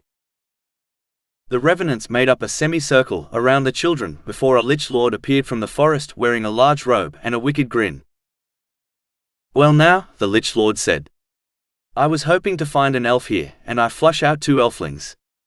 Sadly, I only need one of you." "What do you want?" Ulec managed to ask. "Why?" Ulec didn't seem to have even the energy to finish his question, which the Lich Lord ignored anyway and continued, "As impressed as I am with the fighting skills of the boy, I'm afraid I couldn't possibly pass up a shapeshifter." Secra's heart sank with that last statement. At the same time, she felt Ulec tense up and stand up straight without any help. His eyes were blazing with anger, and she could feel magic around him. She still hadn't felt him once use any Nutella magic. He must have been saving it for her and their father, who must be close by now, but to use this much of his own life force was crazy. "You will not touch my sister," Ulec growled at the Lich. Then, moving faster than Secra had ever seen her brother move, he charged at the revenant between him and the Lich Lord. Easily dodging an attack from the revenant, he stepped around the undead creature, pulling a dagger from the revenant's sheath. Although Secra didn't see it, Ulec must have then made a lightning-fast attack on the revenant, because it began to crumble to dust as Ulec rushed the Lich Lord. The Lich Lord pointed his staff at Ulec, who was enveloped in a sudden whirlwind. As the strong wind lifted Ulec off his feet, it started to spin him. "Ulec," both Secra and Almas cried in alarm. "Impressive, but I've made my decision," the Lich Lord said, and with a flick of his staff the wind lifted Ulec high into the air over the heads of his sister and friend, flinging him far over the edge of the cliff. Secra screamed her brother's name as he flew over, but before she could see her brother's fate, Almas' voice shouted a warning next to her, "Secra, look out!" Secra turned back to the Lich Lord just as a bolt of magic fired off from the Lich Lord's hand right at her. Time seemed to stand still as the bolt came at her. The Lich had said he wanted her, and now he was trying to kill her. Right before the bolt hit her, she felt strong hands push her out of the way and heard someone shout. She was halfway down the cliff before she realized Almas had pushed her over the edge and yelled at her to fly. She turned into a hawk, but only managed to flap her wings a couple times before plunging into the icy river. Chapter 3. My Lord Lich-El, you're back? Where have you? What happened to your arm? Nothing that won't regenerate in a few days. Do not concern yourself with it, Deleter. I simply went to give a message to an old friend. Unfortunately, she didn't appreciate it. Her injuries might have been less severe, but they will take longer to heal. Huh? You fought Lady Elixir? Yes. And you both survived. Well, the fight was dragging on, so I mentioned that I wanted to hurry so I could get back here, before Tornal got back from his expedition to Aguarius Forest. She left in quite a hurry after that. Is Tornal in danger? Only if he takes too long, or if he succeeds. Either way, I wouldn't be able to protect him. Not from her, when she's enraged. Oh, how I can hardly stand the suspense. Something had happened. All activity in the forest had suddenly stopped. The path in the forest Gideon and Tianas had been following remained, but the forest had gone completely silent. Tianas hoped that Elixir had reached the children. The elf's worrying was interrupted by a sudden bright light through the trees that lasted a couple of seconds, then disappeared. Gideon, running just behind Tianas, swore when the light appeared, adding quietly, "I hope that wasn't what I think it was." As soon as the light faded, the forest was filled with a huge roar. Gideon stopped and hesitated a moment, but Tianas quickly motioned for him to continue following. That was my wife, and she didn't sound happy. Hurry. After a few moments, they came to a clearing in which Elixir was kneeling near a cliff over the river. She was holding somebody that he promptly recognized as Ulec, and he spotted Secra sitting next to her, holding her knees to her chest and crying. Elixir was talking to Secra as she bandaged Ulec's shoulder. She noticed Gideon and Tianas approaching, and as soon as they were in speaking range spoke to Tianas. He has a deep cut on his shoulder, and it looks like he was hit hard on the head. I arrived just as Tornal used Cyclone to fling him off the cliff. I had to quickly catch him. He must have passed out as he fell. Once I had him and returned for Secra, I just caught the gate closing. It took me a moment to realize Secra was in the river and hadn't been taken. I collected her and came here only moments ago. And Almas? Gideon asked hopefully. I couldn't find him. Elixir answered without looking up from bandaging her son's wounds. I think Tornal took him. Gideon looked stricken and Tianas moved to steady the large warrior, but Gideon waved him off and said, I'll be fine. Lady Elixir, do you have any idea what this attack was about? Secra, who had said nothing, spoke up. He wanted me, she sobbed. Tianas knelt and held his daughter. What do you mean? Secra hesitated a moment, then explained. He said he was looking for an elf and a shapeshifter was too good to pass up. Ulec attacked him but got swept off the cliff. He fired a magic bolt at me, but Almas pushed me out of the way and over the edge. I don't know what happened after that. Gideon bit his lower lip and Tianas started, I'm sure too, Gideon interrupted. He'll be fine. I'm going to see if I can find any clues as to where they might have taken him from the remains of the revenants. With that, Gideon began walking off. Tianas started to follow him when Elixir put her hand on his shoulder. Let him go. We have things to discuss. It seemed most of the revenants never left the forest. Fallen branches and trees, along with various animals, took their claim. Ulec had set the entire forest against the undead invaders and made them pay dearly for invading his sanctuary. It was just east of where they had found Elixir and the two children that Gideon found the spot Ulec had first fought the revenants. Gideon had just begun using tracks to reconstruct the fight when he heard a whimper near the edge of the forest. Krusty! Gideon called out. After hearing another whimper, Gideon followed the sound to some bushes behind which he found his son's pet wolf. Lodged just above the wolf's hind leg, there was an arrow, and wrapped around both the arrow and the side of the wolf was a slime. After a brief moment of panic, Gideon realized the slime was Ulec's pet Metal. The slime seemed to be putting pressure on the wound to slow the bleeding. Moving slowly to avoid startling Metal, Gideon knelt by the wolf and addressed the slime. "Okay Metal, I need to see the wound, so I'd appreciate it if you didn't give me an acid bath." Gideon nudged the overgrown slug and Metal just oozed off the wolf. Gideon focused himself on bandaging up the wolf in an attempt to distract himself from the feelings of frustration, helplessness and fear that were building up in him. As he worked, a horn sounded nearby in the forest. Gideon picked up his own small horn hanging from his belt and gave an answering call. Gideon put his hands over the bandages and focused some healing magic into the wound. It was a paladin spell. Paladin magic was created by selfless service and could only be used by those of the Aguarius bloodline. It was a gift given to his ancestor before the war of destruction by the gods. As he finished working on Krusty, he heard the sound of two large animals approaching from the forest. Soon 2 forest dragons carrying 2 riders came out of the woods. The first was his own mount with his son Cretan riding. The second was Jared, the captain of his men and his best friend.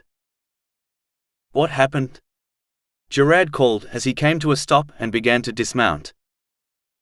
"I'm still trying to put it all together," Gideon responded as he finished bandaging Krusty. "Best I can make out is some Lich Lords and Revenants attacked Almas and his friends." "Where's Almas?" Cretan asked. "Taken, it would seem," Gideon said, staring off at nothing. "What?" Cretan cried. "How?" Jared asked. "It was Tornal," came a voice from behind. "And from what my daughter described, Keshan was with him," explained Tianus, walking up to the group. Jared, not noticing Tianus arrive, instinctively gripped his battle axe. "Who? Where did you?" "It's okay," Gideon interrupted, "he's a friend. It was his children that were with Almas." Jared relaxed but kept his eyes trained on Tianus. "I'm sorry, I didn't notice you approach. I wasn't expecting an elf." "It's alright," Tianus reassured. "As I was saying, Keshan attacked first." Tianus was stopped short by another horn sounding, this time to the east. Jared responded first. "That would be from the scouts I sent to find the missing men." "Go to them and find out what they found," Gideon ordered, "then come back here. I need to look around here more." "My lord," Jared nodded to Gideon, returned to his mount and left, giving Tianus only a moment's further glance as he left. "I'm sorry for the interruption." "Please continue, Lord Tianus," Gideon apologized. Tianus went on to explain all that Secra had told him about the attack and everything the 2 Lich Lords had said. After Tianus finished, they began to carefully load Krusty onto Gideon's forest dragon. Jared returned with 3 other men wearing leather armor, bearing the Aguarius symbol over the left side of the breast. They escorted another 3 men with their arms bound. "What do you have for me?" Gideon asked them. "We found these men on your land who fled when we tried to question them," one of the 3 newcomers said. "We caught them, and at first we thought they were poachers. Then we found this." Taking the first of the bound men, he pulled up the sleeve on his right arm, revealing an image of 2 bone spikes crossing each other on the back of his forearm. Gideon looked at the tattoo, then at the bound man. 3 Cardis knights, servants of the undead, this close to an undead attack. Would you like to tell me what you were doing out here, and why a couple of Lich Lords came all the way out here to attack my son and his friends?" None of the 3 Cardis knights made any attempt to answer, and after a few moments Gideon motioned to his men and said, "Tie them to that tree." Gideon then went over to his forest dragon and unrolled a blanket attached to the side of the dragon's armor. Rolled inside the blanket were a dozen or so weapons of various types. He removed 3 bronze daggers and took them over to the 3 Cardis knights. "What are you doing?" asked one of the knights as Gideon dropped a bronze dagger in each of their laps. Gideon responded, "Since you don't want to speak with us, we are done here. Get an arm free, you can use the dagger to cut yourself loose, or use them to defend yourself from hungry animals." "Personally, I'd hurry if I were you," Gideon said, finishing with a glance off to his left. The 3 knights followed Gideon's glance and noticed metal oozing toward them. "Great God, Snipies, that's a slime," one of the knights exclaimed, suddenly alarmed. Tianus took his turn to respond. For starters, great may not be the best word to attach to Snipes, the god of chaos. He may have created the human race, but he was definitely not holy. Second, that slime is named Metal and is my son's pet, one of the children your masters tried to murder. I'm sure it slipped Lord Aguarius' mind that Metal's favorite food is bronze. Gideon didn't respond and silently began unpacking various weapons from bundles and bags tied to his mount. The three Cardis knights squirmed as Metal drew closer, but Gideon continued unpacking from his mount and repacking into some travel bags. Finally, as Metal approached one of the knights, he called out, "Okay, I'll answer your questions." Gideon called back, "I'm listening," as he continued packing but made no movement to stop the slime. The knight began speaking frantically as Metal approached a couple inches from his feet. "We were supposed to investigate rumors about a forest spirit and draw it out. Kel is a ranger. He noticed the boy in the tree when the forest turned on us and put a magic mark on him. Then we reported his location to Tornal." "Where did Tornal go from here?" Gideon asked, still occupying himself with packing weapons. "It'd be suicide to try to go." "Where?" Gideon commanded, turning to face the knight. Metal was now crawling up his leg almost to the dagger, and the man yelled, "Demon Mountain. We have a forward base in the caves under it." Gideon nodded to Tianus, who stepped forward and scooped up Metal in one hand, and the dagger with the other hand, and dropped both a few feet away. After only a couple of moments, the air filled with the smell of slime acid on bronze. Ignoring the smell, Gideon turned to his men and, motioning to his two scouts, instructed, "You two take these three to town and lock them up." Then turning to Tianus, he addressed him, "Lord Tianus, you can go with you." "Certainly," Tianus interrupted. "Thank you, but you should see to your family." Tianus just shook his head and said, "Elixir will see to the care of the children. I need to see to the young man that saved my daughter's life and find out what Tornal is up to. The Cardis Knight is right. Going to one of their strongholds is suicide.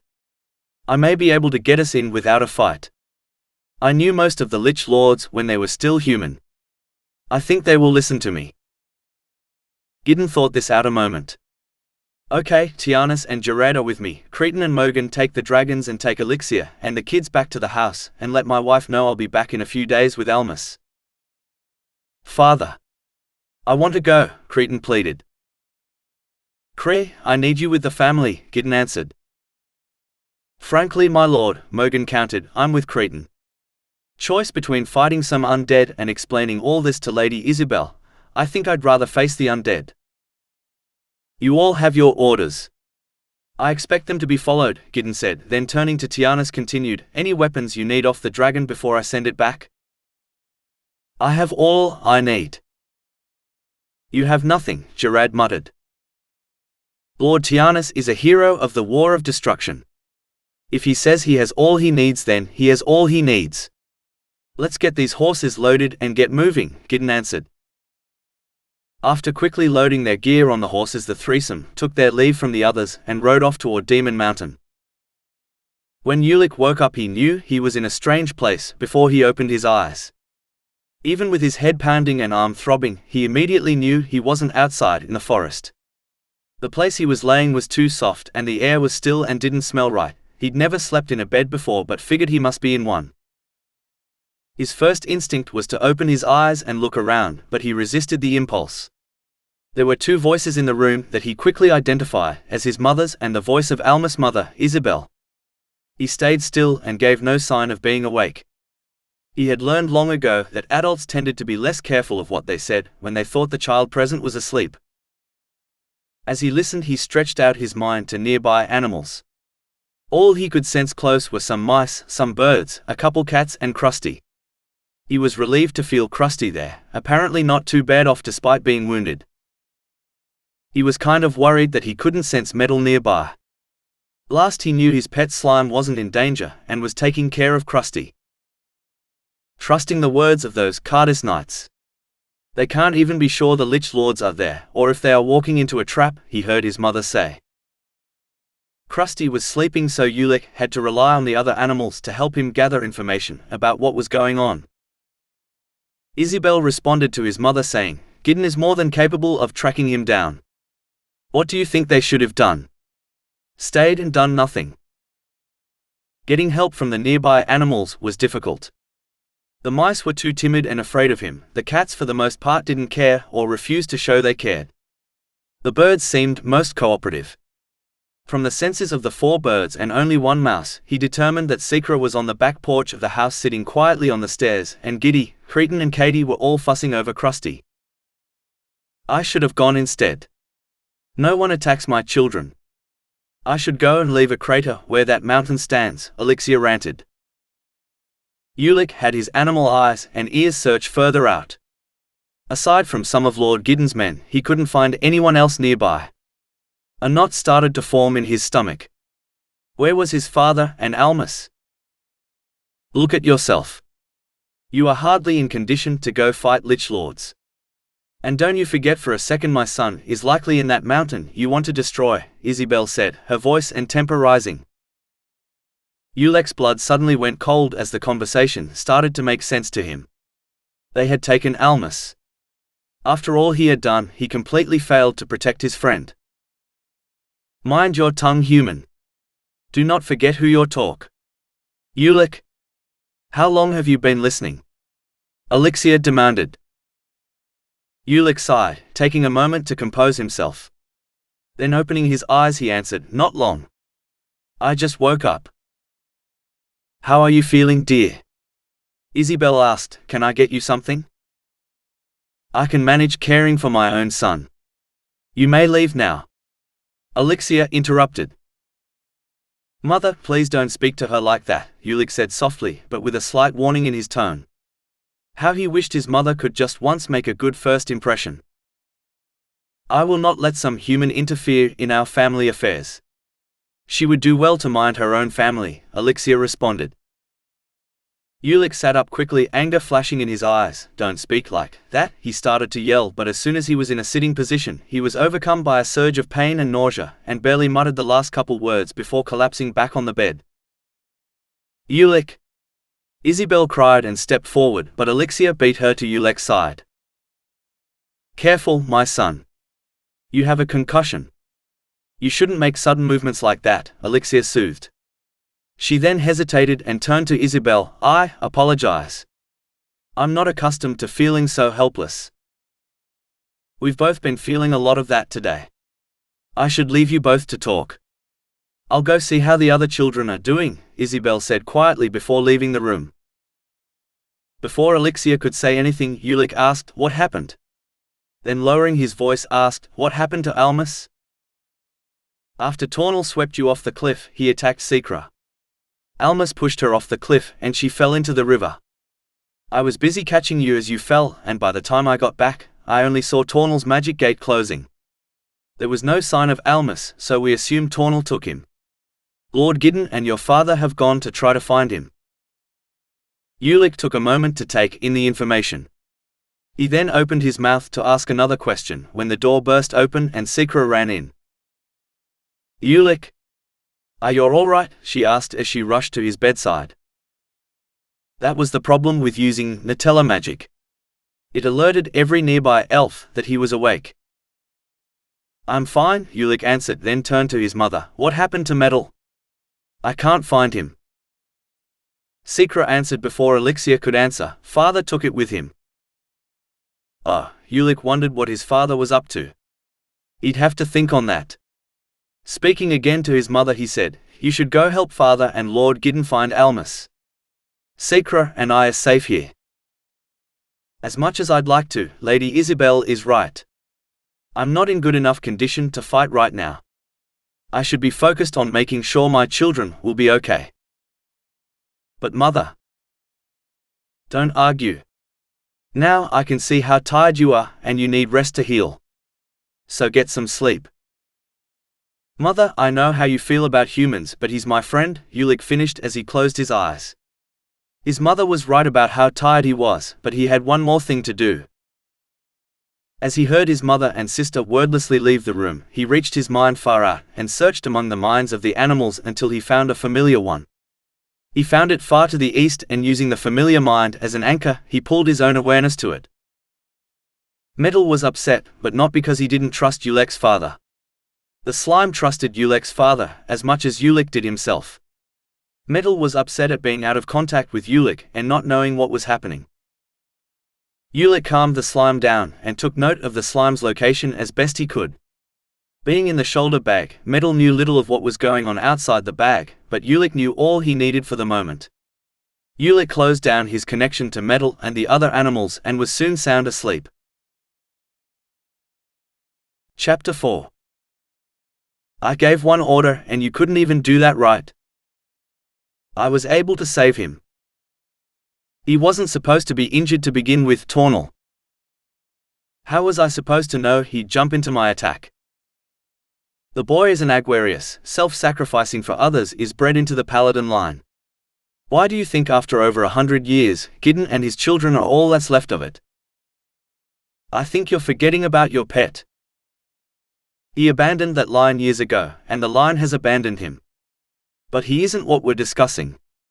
I'll be taking the boy into my personal custody from this point. I expect that is fine with you. Yes, Lord Lich-El. Almas awoke with a start. He'd been having a nightmare, but couldn't remember a single thing about it. He didn't take much time trying to remember it as he looked around and realized that he was still in the nightmare that his life had become. He could remember the Lich Lord's attack. He could also remember the helpless feeling he had had as he watched his best friend get swept off a cliff. When he saw the attack on Secra, everything had gone to slow motion and he had acted almost on pure instinct. He never even saw if Secra made it or not. All he saw after pushing her off the cliff was the magic bolt coming right at him, a flash of pain, and then waking up here. Here. Where was here? He was in a cave, the rock walls and cold musty air said that much. Light came from torches on the wall. He also took a moment to look himself over. His shirt was burned and torn where the magic bolt must have hit him in the chest, but he couldn't find any trace of what had to have been a serious injury. In a moment of panic he felt for a heartbeat and he looked for small bones sticking out of his arms. His heart beat strong and everything else seemed normal. He wasn't a revenant. The only thing that was weird was a creepy feeling he felt there in the cave. He couldn't really explain it, but the place felt like death. Everything in working order? Almas spun around to face the source of the voice. Sitting at a table behind him sat a Lich Lord that looked far older than the two that had attacked him in the forest. Even though he looked old and seemed to have a number of old wounds, including a missing hand, there was nothing frail about him. His build was more or less the same as Almas' father, which meant his build was more or less the same as a bear. The Lich Lord sat with a relaxed posture, but Almas took note of the sword strapped to his side, and the largest war hammer he had ever seen sitting on the ground next to him, the handle leaning against his leg. The Lich Lord regarded him a moment then spoke. I must apologize, Tornal was under strict orders not to harm anyone in your family. So when you were accidentally injured, he had no choice but to bring you here so we could heal you. How are you feeling? Almas said the first thing that came to his mind and answered, scared out of my wits, as he tried to stare coolly at the Lich Lord. The Lich Lord chuckled and responded, I'd almost forgotten the Aguarius humor. It's nice to see that after 100 years it still breeds true. I've been rude, I should have introduced myself. I am Lich-El, and I assure you your safety while you're here. Please come closer so we can speak more comfortably. Almas didn't move an inch. Lich-El was the leader of all the Lich Lords, and he hadn't left the Eastern Wastes in nearly 75 years. Either Almas was very far from home, or something very serious was happening. Come now, Lich-El beckoned. Come have a seat and play a game with me. Almas noticed for the first time sitting on the table was a chintal board set up and ready to go. Almas took a tentative step forward and hesitated. He couldn't trust a Lich Lord, especially their leader. Do come and sit. If we intended any harm, it would have already been done. I simply wish to speak with you over a friendly game of chintal. I understand you're quite good. Before he could do anything, Almas had to ask, what happened to my friends? Lich-El smiled and responded, they are both no worse for wear, I assure you. They will be quite alright, in part thanks to you. You serve your friends well. Now sit, for goodness sake. Almas took a step towards the chair. He was still scared to death and in no way trusted Lich-El, but the rational part of his mind was telling him that offending an old, super-powerful Lich Lord was a bad idea. Tentatively, he took his seat. "Guests go first," Lich-El said politely. Almas moved a piece in the center of his ranks forward with a classic opening move, then looked up and asked, "Why are you doing all this?" "Doing all what?" Lich-El casually asked as he made his own move. "Everything, the attack on my friends and me, bringing me here, healing me. All you liches do is murder people, and yet here I am alive. Why?" Lich-El thought a moment as they continued to take their turns moving pieces. Finally he answered, "The politics of war are far more complicated than most people, particularly children, understand." "Try me," Almas responded. "To explain I'd have to start from the beginning. What do you know of the War of Destruction?" Lich-El began. "Well," Almas started, "our ancestors came from another land, but it was destroyed by an evil god called Destruction. Our ancestors agreed to help the other gods, and the elves to fight him, so we were given this land to live on." "Not bad," Lich-El responded. "Hundreds of kingdoms of men, and only one agreed to stand and fight. While the armies of the other kingdoms fled or fell upon their own swords, your ancestor made a deal with the gods that his army would stand and fight to slow destruction down. In return he asked that the families of those that fought would be taken to safety and given lands of their own. Even with that deal only 20,000 of us agreed to fight." 20,000 of us?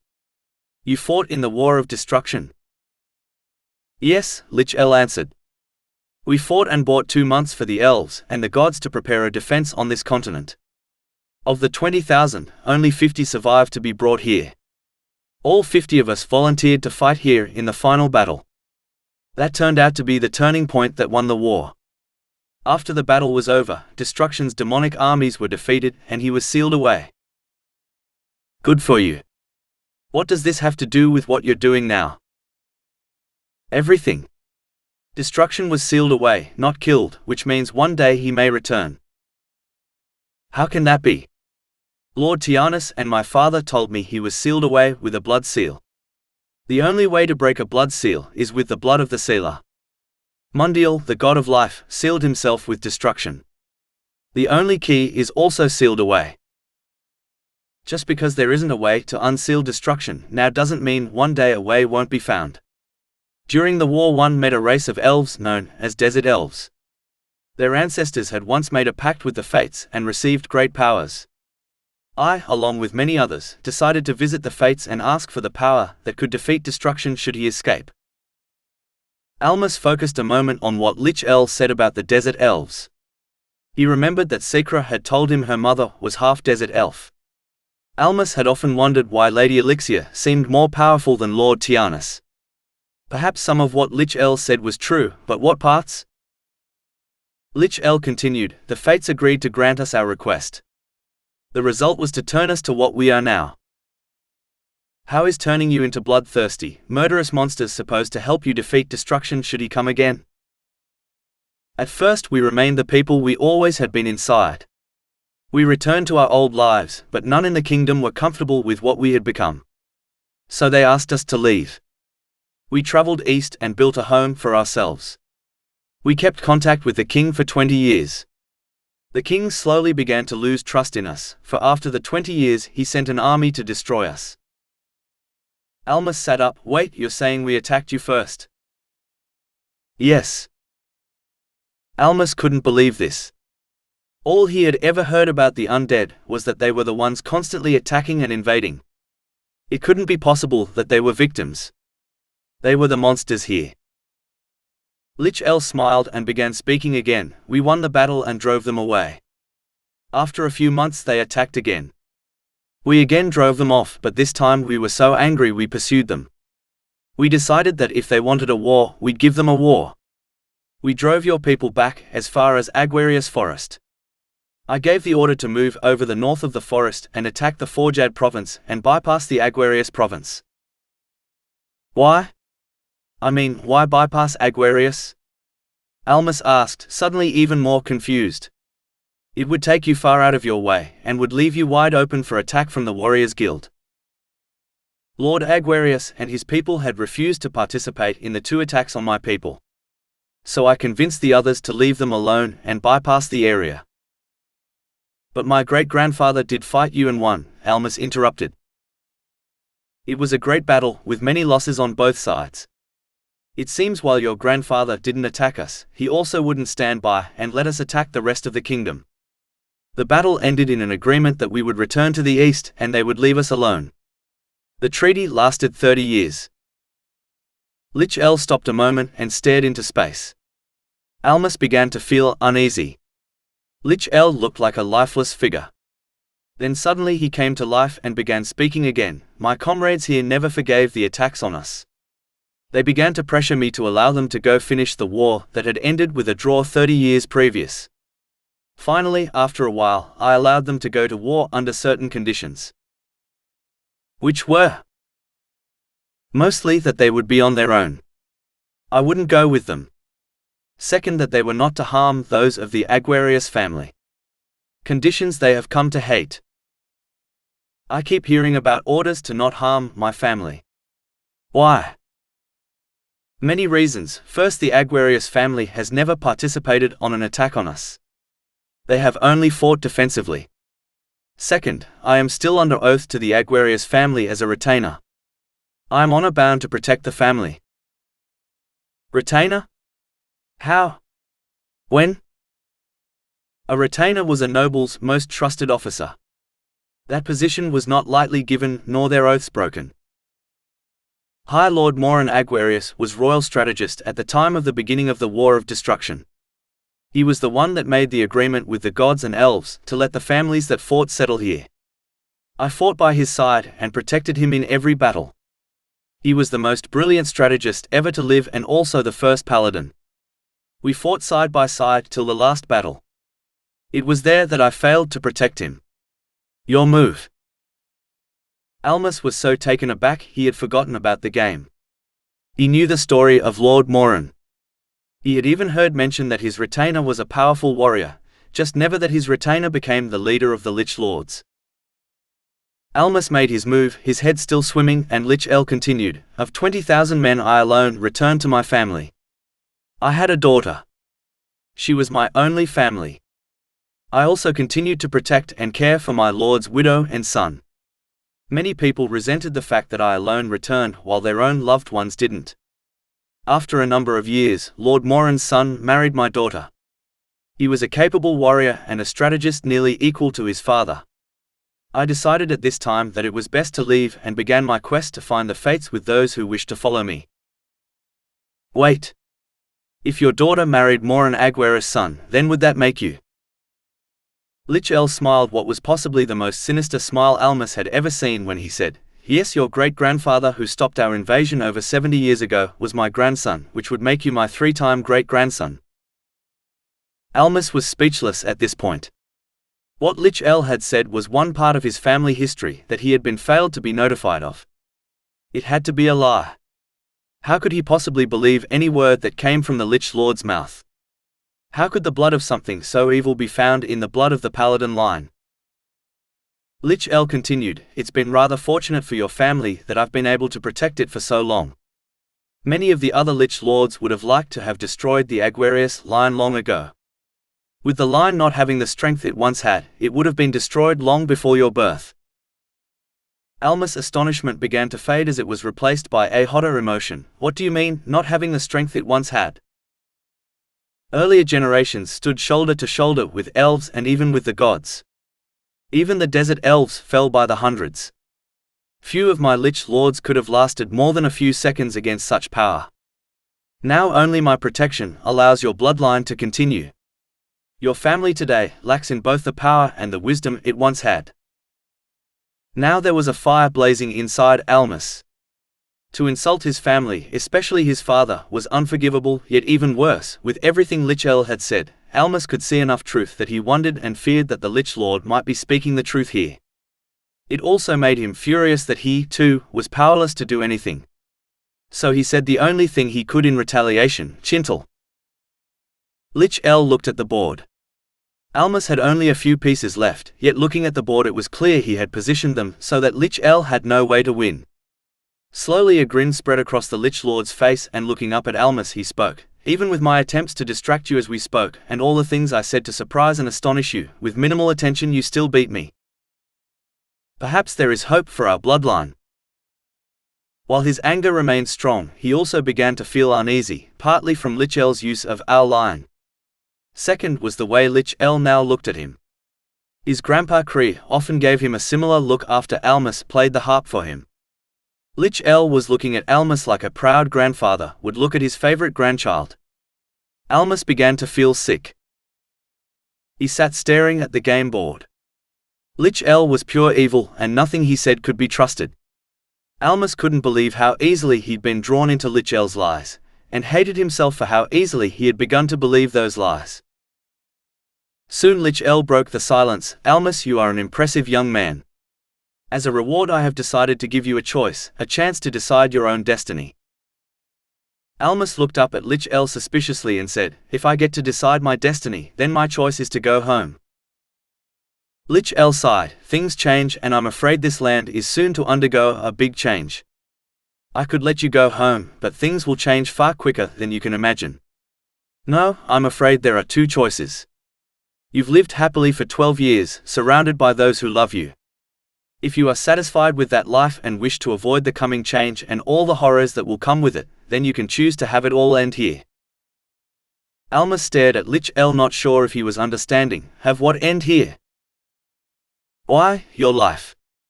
Compared to some things, death is preferable.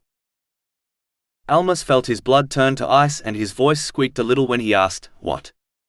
What is the other choice? Lich-El smiled another sinister smile and answered, to simply live as best as you like, and do me a small favor. What favor? It involves your friend Ulec. I need you to keep him alive. What? I owe Ulec's father a debt left over from the war. If you keep him alive for me, then my debt will be paid. So all I have to do, if I want to live, is make a promise to keep my best friend alive. Lich-El nodded, yes, but think it through. Once you decide, there will be no changing it no matter how hard you try. Almas was incredulous. Think about it? There's nothing to think of. I don't want me or my best friend to die. Lich-El again sighed. Very well, it is my command that you live and protect Ulec's life whenever the occasion commands it. Now I will have someone take you to a room where you can rest. Almas caught a hint of a smile when Lich-El mentioned a room. Somehow Almas felt he wasn't going to like the room he would be sent to. Can't you just let me go home? All in good time. Lich-El said nothing more, and Almas was about to ask when the good time would be, when a door opened and a man entered and addressed Lich-El. You summoned me, my lord? The man who entered wore a uniform with the symbol of the Cardis Knights on it. He was younger, but still had a warrior's build. He seemed like a normal young warrior, except for one thing that Almas found eerie: his face had an uncanny resemblance to his brother, Cretan. Please escort our young guest here to stay with our other guests, Lich-El ordered. The man casually looked Almas over, then did a double take looking at the melted remains of Almas' crest that still hung on his neck. The look that crept onto the man's face afterward could only be described as pure hate. He's an Aguarius, isn't he? The man asked as his right hand started for his sword, but stopped short and dropped back to his side. Yes, Lich-El responded matter-of-factly. The man looked at Lich-El for a moment, then said with clenched teeth to Almas, please follow me. Almas hesitated. This man had a simply murderous look on his face. He glanced at the Lich Lord, and wondered if he was being sent to his death after all. You may feel safe to leave with him, dear boy, Lich-El said with a smile. Delita may be the leader of the Cardis Knights, but he would not disobey my order to not harm members of the Aguarius family, especially his own cousin. Cousin? Almas asked in disbelief. Yes. This is Delita Aguarius, your cousin. Now please follow him to our guest quarters. Almas was still too dumbstruck to move. Delita pulled him up roughly from his chair and said as he began pushing him towards the door, when Lich-El commands you to do something, you need to obey immediately. Almas took one last look at the leader of the Lich Lords as he was ushered through the door. Lich-El simply sat at the table, watching Almas leave with a look of amusement on his face. Then Delita shut the door, and he was alone in a cave-like corridor with his older cousin. Delita, still tightly gripping Almas' arm just below the shoulder, dragged him down the corridor at a brisk pace. With his short legs and body twisted by Delita's grip, Almas walked along uncomfortably with the Cardus Knight. After a minute he complained, "I can walk on my own. You don't have to drag me." "I don't care," Delita responded without loosening his grip even slightly. Almas looked his cousin up and down. He may have resembled Cretan in his face, but his build was more like his father's. This meant there was little chance of shaking loose of him by strength. He needed another plan. "If you're my cousin, how'd you become a Cardus Knight?" Delita again responded without looking at Almas, slowing down or loosening his grip. "My uncle murdered my father 13 years ago, and Lich-El took me in." "Your uncle? Whose?" Almas suddenly understood the implication, and tried to stop walking. "Now wait 1 minute. You're not saying my—" Almas was interrupted by Delita shoving him hard against the stone wall. "I saw it. I know what I saw." Almas' head was pounding and he thought he felt a trickle of blood moving down the back of his neck. This conversation wasn't heading in a good direction. Glaring at his cousin he responded, "I'm sorry to upset you. I failed to introduce myself. My name is Almas Aguarius." "What?" Delita said with disbelief in his eyes, and momentarily loosened his grip. "I can't believe he'd name you after my father." "Well, he did." Delita seemed to think a moment, then his face seemed to turn to stone. "It doesn't matter, I still know what I saw." Delita pulled Almas off the wall and began moving through the corridors again, although he didn't handle him quite as harshly. After a number of turns they reached a door guarded by 2 revenants.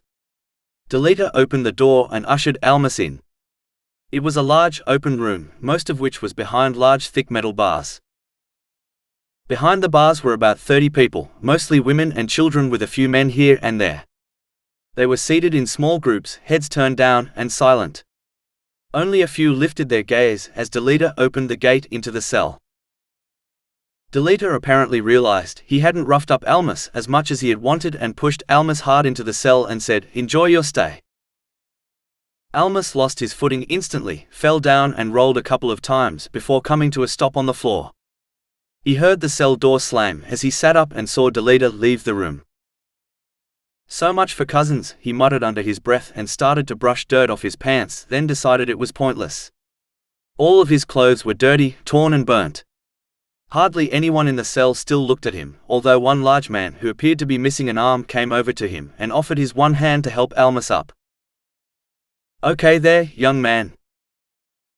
Almas looked at the large man. Despite his huge size, he had a gentle face.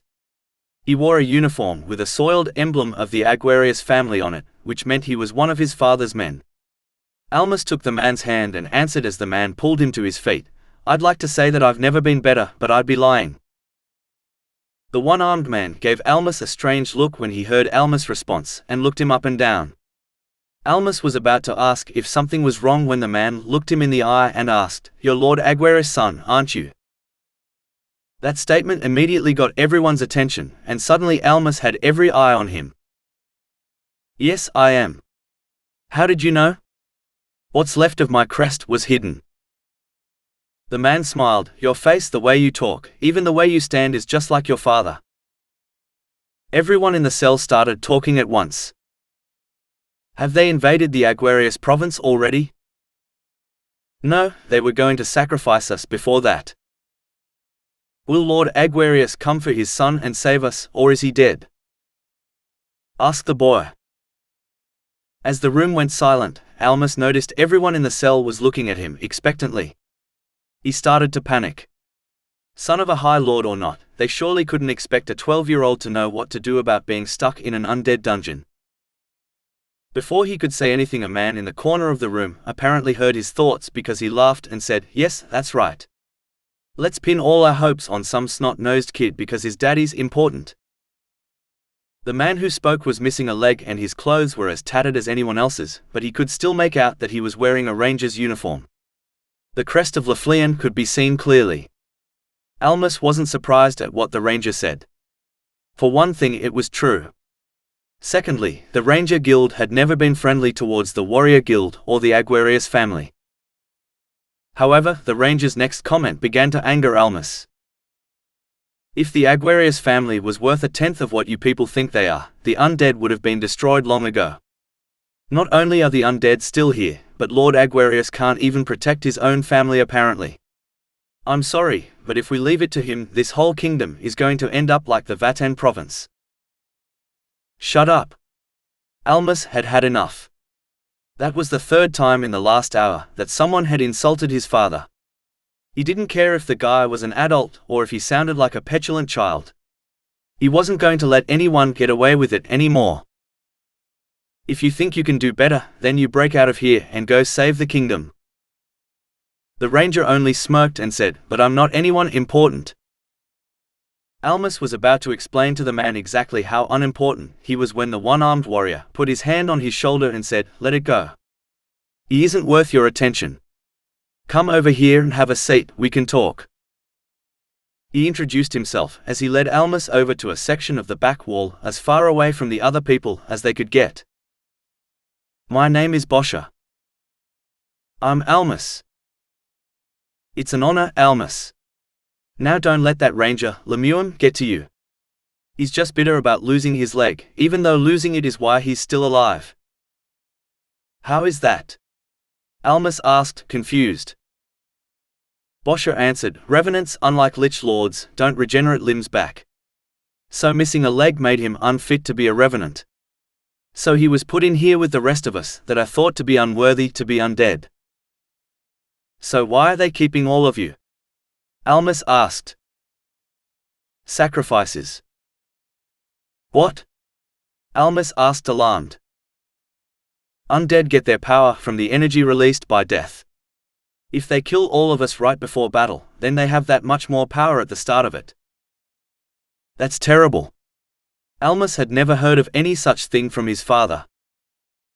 Most of his war stories were about his victories. While he often mentioned that the undead did many horrible things, he never went into detail about what those things were. The more Almas learned, the more he understood why his father avoided telling some of the details, and hoped he could avoid learning any more. "Yes, it is," Bosher agreed to Almas' last statement, "but as long as we live it gives us time to find a way to continue living." "So have you tried anything to escape?" Almas asked. "I tried a strength burst to bend the bars, but they are thick and magically reinforced, I'm afraid." "Has anyone else tried anything?" "I don't know. Most of us came from Nonna village that got raided 2 nights ago. I was the only survivor with magic training.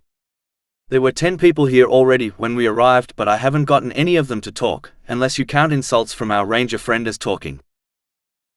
"In other words, they aren't much help?" Almas asked. "I don't know about that," Bosher replied. "Shall we go try to talk with them? Maybe they'll respond to you." "Me? I'm 12. That guy may have been a toad, but he was right about me." "There isn't anything I can do," Almas said. "Maybe. Maybe not," Bosher said with a shrug. "Sometimes all that is needed is for you to just be you. Your name got more response from them than I've seen since I got here. If you do nothing else but be a symbol to unite us, then it could be enough to save us all." Almas looked at the floor. Lich-El had told him he would live and eventually be released. If he was telling the truth, then all he had to do was wait. But these people would all die if they didn't escape. His father wouldn't leave them here to die. Despite all the insults and accusations Almas had heard, he knew his father wouldn't rest till all these people were safe. Ulec would also do what he could to rescue these people. He had, after all, risked his life to save Almas before they had become friends. Suddenly a thought hit him like a lightning bolt. They would be coming for him. His father and his friend would stop at nothing to rescue him. If Lich-El knew his father and best friend as well as he seemed to, then he also knew they would come for him. Could he be bait for a trap? Did Lich-El lie about everything? Almas couldn't see any point to lying to him if it was a trap. Regardless of whether any of what Lich-El said was true or not, he was up to something and Almas just couldn't figure it out. How can you choose what to do if you can't figure out what is going on? Frustration and fear finally got the best of Almas. Leaning his back against the wall, he slid down and collapsed into a sitting position, hugging his knees, and let all the built-up emotion flood out. Boscha, taken aback by the sudden breakdown of emotion, tried to comfort him. "Hey, I'm sorry. I shouldn't have put everything on your shoulders like that." The warrior sat down next to Almas and placed his hand at the base of Almas' neck in a comforting manner. Meanwhile, Almas let the tears and sobs flow freely. Despite being around people and Boscha's best effort to comfort him, Almas hadn't felt this terrified and alone since the time he had been lost in the forest. He had been attacked by a forest dragon and almost killed back then.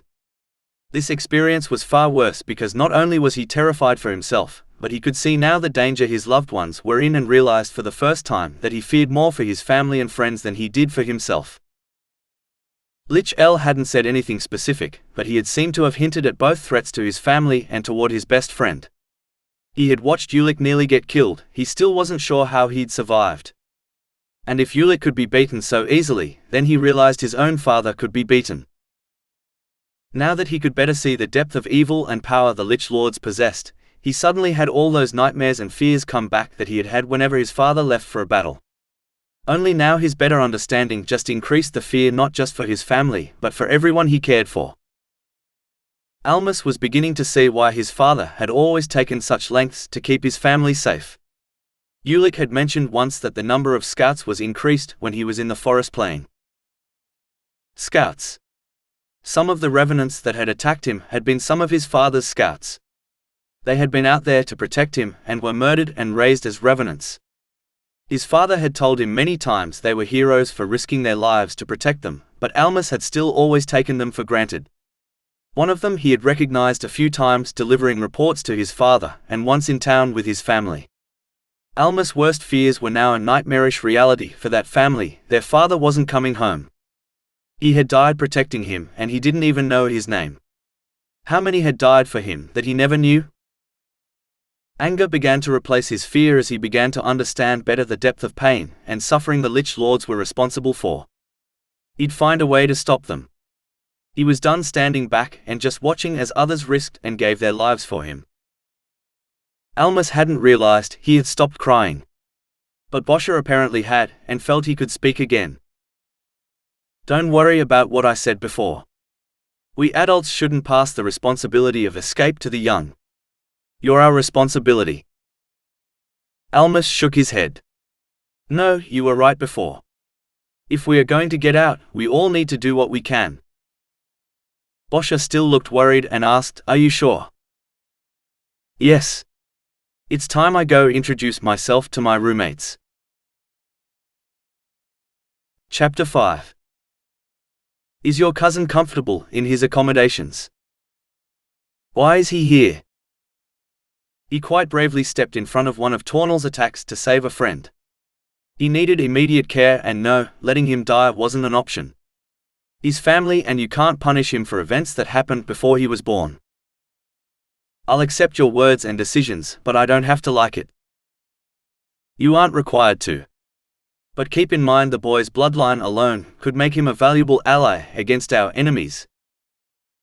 I don't need help against my enemies. If you say so. What I need now is for you to take some knights and scout out the area west of here. Lord Aguarius won't be happy about us taking his son, and I need eyes out there. As you wish. Gidden, Gerard and Tianus rode quickly all night, stopping briefly at sunrise to eat, and for Gidden to use his signal horn to signal his men in the area they were approaching. Shortly before noon, they were joined by one of his scouts. Inez had been on his way to Morenville when he heard Gidden's signal. He brought news that Nonna village had been wiped out by the undead. Gidden then promptly recruited Inez to take them to Demon Mountain by the shortest possible route. After all, no one knew the regions of the Aguarius province better than the scouts assigned to that region. As the sun began to set, Demon Mountain was in full view. Gidden ordered a stop for camp. They had been traveling a full night and a day without rest. As much as Gideon wanted to hurry, he knew he'd be no help to his son if they approached an undead stronghold ready to drop from exhaustion. Gideon pulled out a small black box and opened it. Inside were 2 spindles, one pointed north and the other pointed towards Demon Mountain. "What's that?" Gideon turned to find Tianus standing near him. Putting the box away, Gideon answered, 4 years ago after Almas got lost in the forest, we realized how close we came to losing him. So Isabel made a new crest for each of the kids and made compasses with a spindle magically linked to a crest. This one is linked to Almas' crest. It's pointing directly at Demon Mountain. The two were silent for a couple of minutes, then Gideon began speaking again. I was doing archery practice with Cretan when I was notified that some of my scouts had failed to report in. I could have gone home, retrieved this, and followed it right to the kids. But I decided it would be faster to try to go find him right away. I thought I was just taking a precaution. I never thought the enemy could get so close so quickly. There is plenty of blame to pass around, Tianus started. My son's protection of the forest made it seem that nothing truly evil could penetrate it. I grew too complacent. For now what we need to do is to focus blame on those most responsible, those that invaded our children's sanctuary. Speaking of which, came a voice behind them. They both turned to see Gerard, who continued, do we have any kind of plan on how we are going to get Almas out of an undead forward base? Tianus and Gideon looked at each other a moment. Then Tianus turned to Gerard and answered, Gideon and I will go in and negotiate the boy's release. Gerard's eyebrows shot up. You're just going to go in and ask for him? Yes, they will not attack Gideon as long as he's accompanied by a neutral party. What happens if they decide you're not neutral? Tornal didn't seem to think your kids were neutral, Gerard responded gruffly. I knew most of the Liches when they were human. They were children when I gave their parents this land, and they should know me well enough to know that to attack me would be unfortunate for them. Unfortunate? Who do you think you are, planning to take Lord Aguarius into an undead base unarmed and… Gerard was suddenly cut off as Tianus suddenly extended his right arm towards him. As his arm rose, a sword materialized in his hand, the point of which stopped, pressed against Gerard's chin. As Gerard tried to stutter a response, the elf answered, I am Tianus, Lord of Telaxia, third son of Dunas, Lord of the Elves. I am knight and retainer to Mundial, god of life and a veteran of the war of destruction, and I am never unarmed. If the undead choose to attack us, then I can guarantee that they will regret it. Beyond that I guarantee nothing. Gideon decided this might be a good time to interject. That's enough, both of you. We have a hard day ahead of us. Tianus lowered his arm and the sword disappeared. Meanwhile Gideon continued, I don't have much trust in the undead. Yet I don't see us being able to sneak in, and fighting our way in and out would require a large force and would put Almas in danger. It's better to try some diplomacy. This still feels like suicide, Gerard grumbled as he stalked away. After a moment of silence, Tianus spoke. I apologize. I was completely out of line. Gideon rubbed his temples and responded, we are all tired and on edge. I wish I had been allowed to let him know about your family earlier. I'm sure he feels a bit mistrusted. I'll try to soothe things over with him when I get a chance, for now let him walk it off. Once we get some sleep, we'll all be a little less cranky. Inez, who had kept a discreet distance till that moment, stepped forward. I'll take first watch. I'm far more rested than you three. Thanks, Inez, Gideon said, then headed to bed. As he did, Tianus let metal out of the shoulder bag before retiring for the night. Isabel had yet another sleepless night. When Almas was lost in the forest, she at least knew enough that he was in protected land. Now one of her babies was in the hands of some of the most evil creatures in existence. Meanwhile all she could do was stay at home and argue with the most intolerable woman she had ever met while she waited for a son and husband that might never return. She had tried to busy herself by helping to see to Ulec and Secra's injuries, but Lady Elixir quite rudely refused any and all help. How she was able to raise such sweet children while possessing the personality of a viper was beyond her. Giving up on any hope of sleep, Isabel got up to check on Krusty. It seemed that as far as Lady Elixir was concerned, the wolf was the only one injured that she was qualified to nurse back to health. After checking the wolf's bandages, Krusty let out a faint whimper. Isabel sighed and comforted her son's pet. "You did really well the other day. Don't worry. Almas will be back soon. Till then just work on getting better." She patted the wolf on the back and then stood up. She started to head out to the kitchen when she heard a soft voice, almost a whisper, behind her. "Mother." Turning, she found her daughter standing in the doorway. "Katie? What are you doing up this early? I heard you and thought you might have been Secra." "Secra? She should be in bed sleeping," she said with some concern.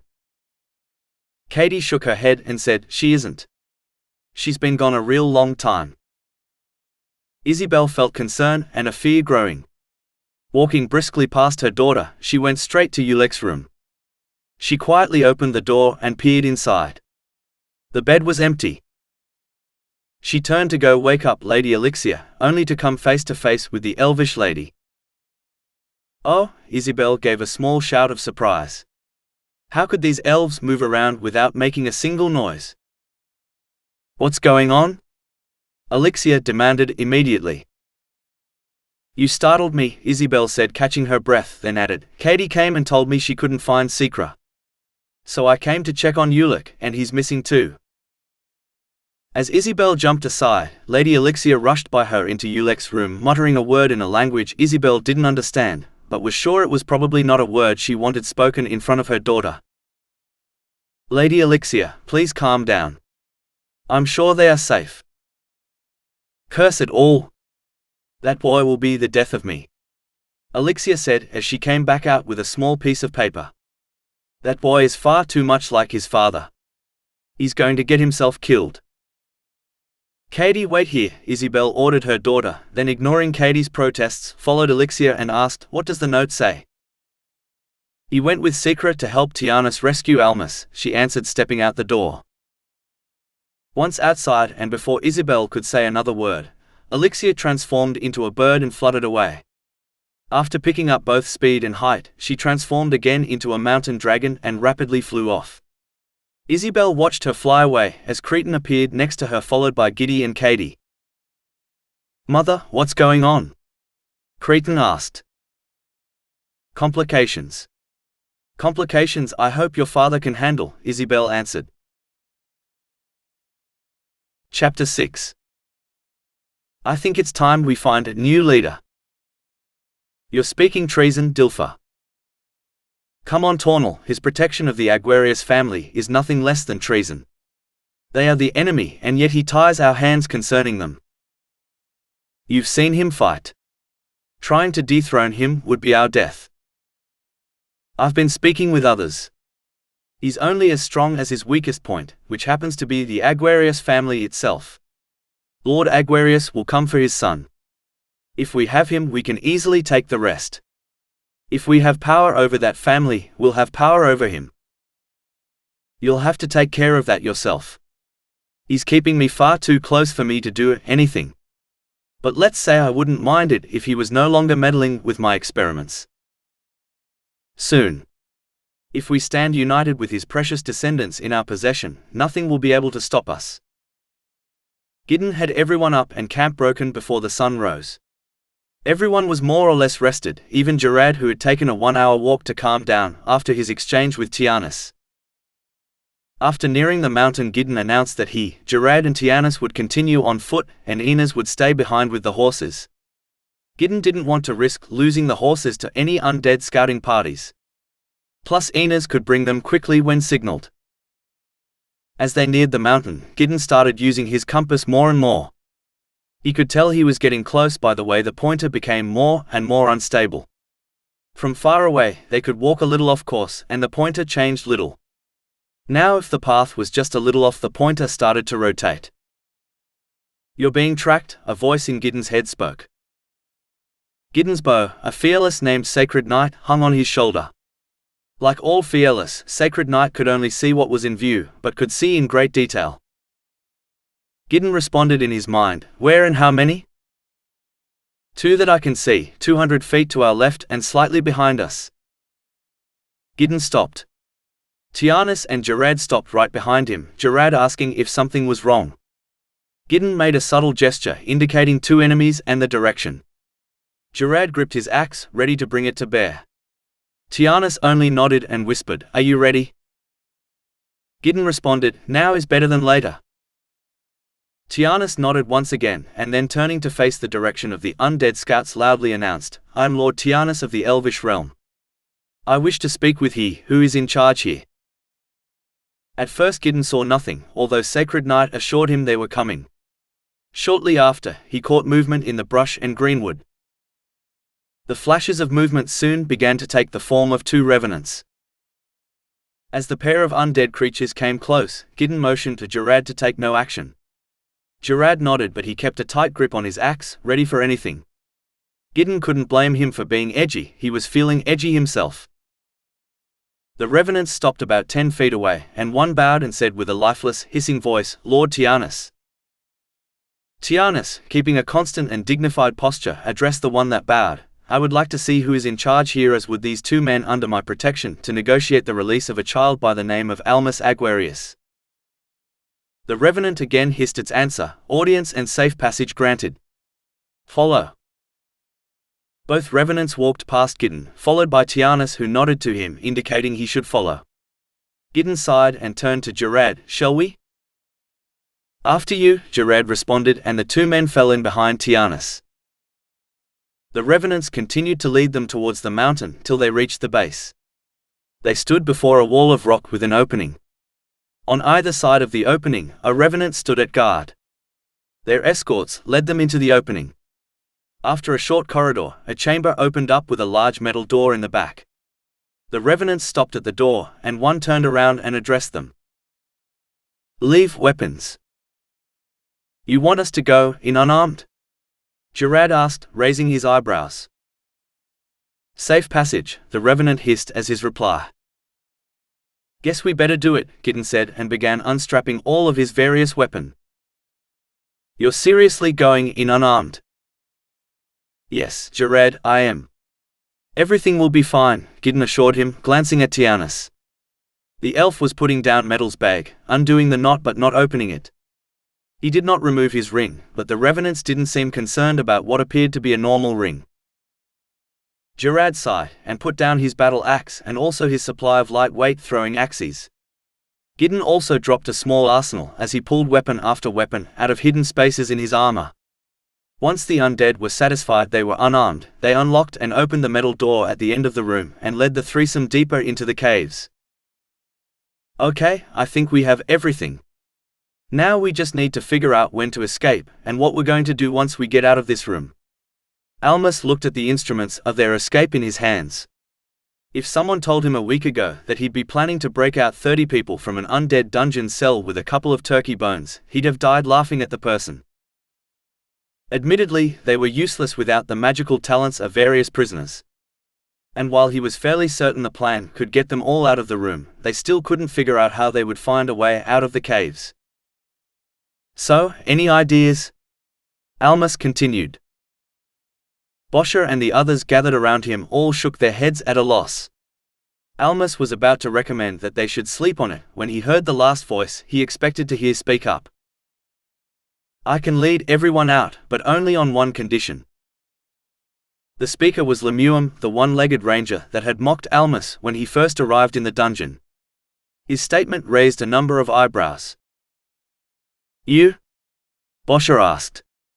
"You've done nothing but speak ill of us this entire time. You wanted nothing to do with this." "I wanted nothing to do with you or the kid. As much as I'd hate to give you credit, I think your plan has a chance. And I can stoop to work with you if it means getting out of here." "And how do you plan on leading us out?" Boscher asked. "Don't you take me for some novice ranger. I've tracked every revenant, lich, and Cardus knight that has entered this cell. By tracking their movements, I have constructed a nice map in my head. I know the path out of here." Boscher was about to say something, but Almas spoke first. "What is your condition?" His father had once said that the rivalry between the Warriors Guild and the Rangers Guild was as big as a threat to the kingdom as the undead. Almas was beginning to understand why. "Only that we go right now," Lemuel answered. "Now," Almas and Boscha said in unison. A few people nearby started murmuring at once, and Boscha continued, "Why now? We need at least a little time to rehearse. Just about every revenant, lich, and man I'm tracking are gathering in the main chamber. The path out is as clear as we can hope for. Not to mention they've never gathered together like this. It might not mean anything good for us. If this is the start of the invasion, then yes, the next step would be to start sacrifices. But why would they gather the revenants also? They have no mind apart from the lich that created them," Boscha observed. "Whatever the reason, I doubt we will have another opportunity like this," Lemuel insisted. "Well?" Boscha directed his question towards everyone present. "I say we trust him," Almas answered. "I'm ready to leave now. This place feels like death, and a change would be nice." Everyone else nodded in agreement, and Boscha conceded, "All right then. Let's get everyone ready and get to work." Jared and the others were led through a maze of tunnels. It seemed that they had gone deep underneath the mountain when they came to a huge chamber filled with revenants, Cardis knights and lich lords. The ceiling was high with huge stalagmites hanging from it. In the back of the room was a large throne that appeared to be made of stone. Sitting on it was the oldest-looking Lich Lord Jared had ever seen. Although he looked old, it'd be wrong to say he looked weak. In fact, Jared wasn't sure he had ever seen a stronger-looking warrior. Other than looking undead, his body appeared to be in top physical form. He also seemed to radiate both confidence and power. They were brought before the Lich Lord, who broke into a cold smile and said, "Tianus, my old friend, welcome. And Lord Aguarius, I'm honored to finally meet you, my boy." "Thodine," Tianus responded coldly. "Lich-El, if you please." "As you wish," Tianus responded. "I have come here to ask about a crime committed by one of your company, and inquire after the fate of one of the victims." Lich-El smiled pleasantly and answered, "If you are referring to Lord Giddon's son, I am pleased to inform him that the boy is here and quite safe. He will be returned to you immediately." Giddon gave a sigh of relief, while Tianus continued, "We are relieved to hear that.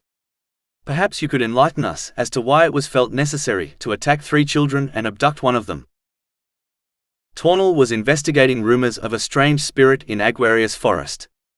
He was under strict orders not to harm any of the Aguarius family. The boy was injured during a small fight, and it was necessary to bring him here to heal him, Lich-El answered. "And where is Tornal now?" Tianus asked.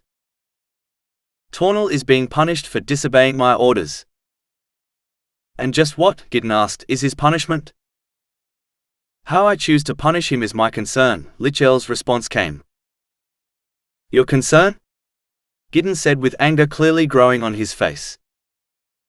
"Tornal murdered 2 of my men." "Giddon," Tianus warned. "Not here."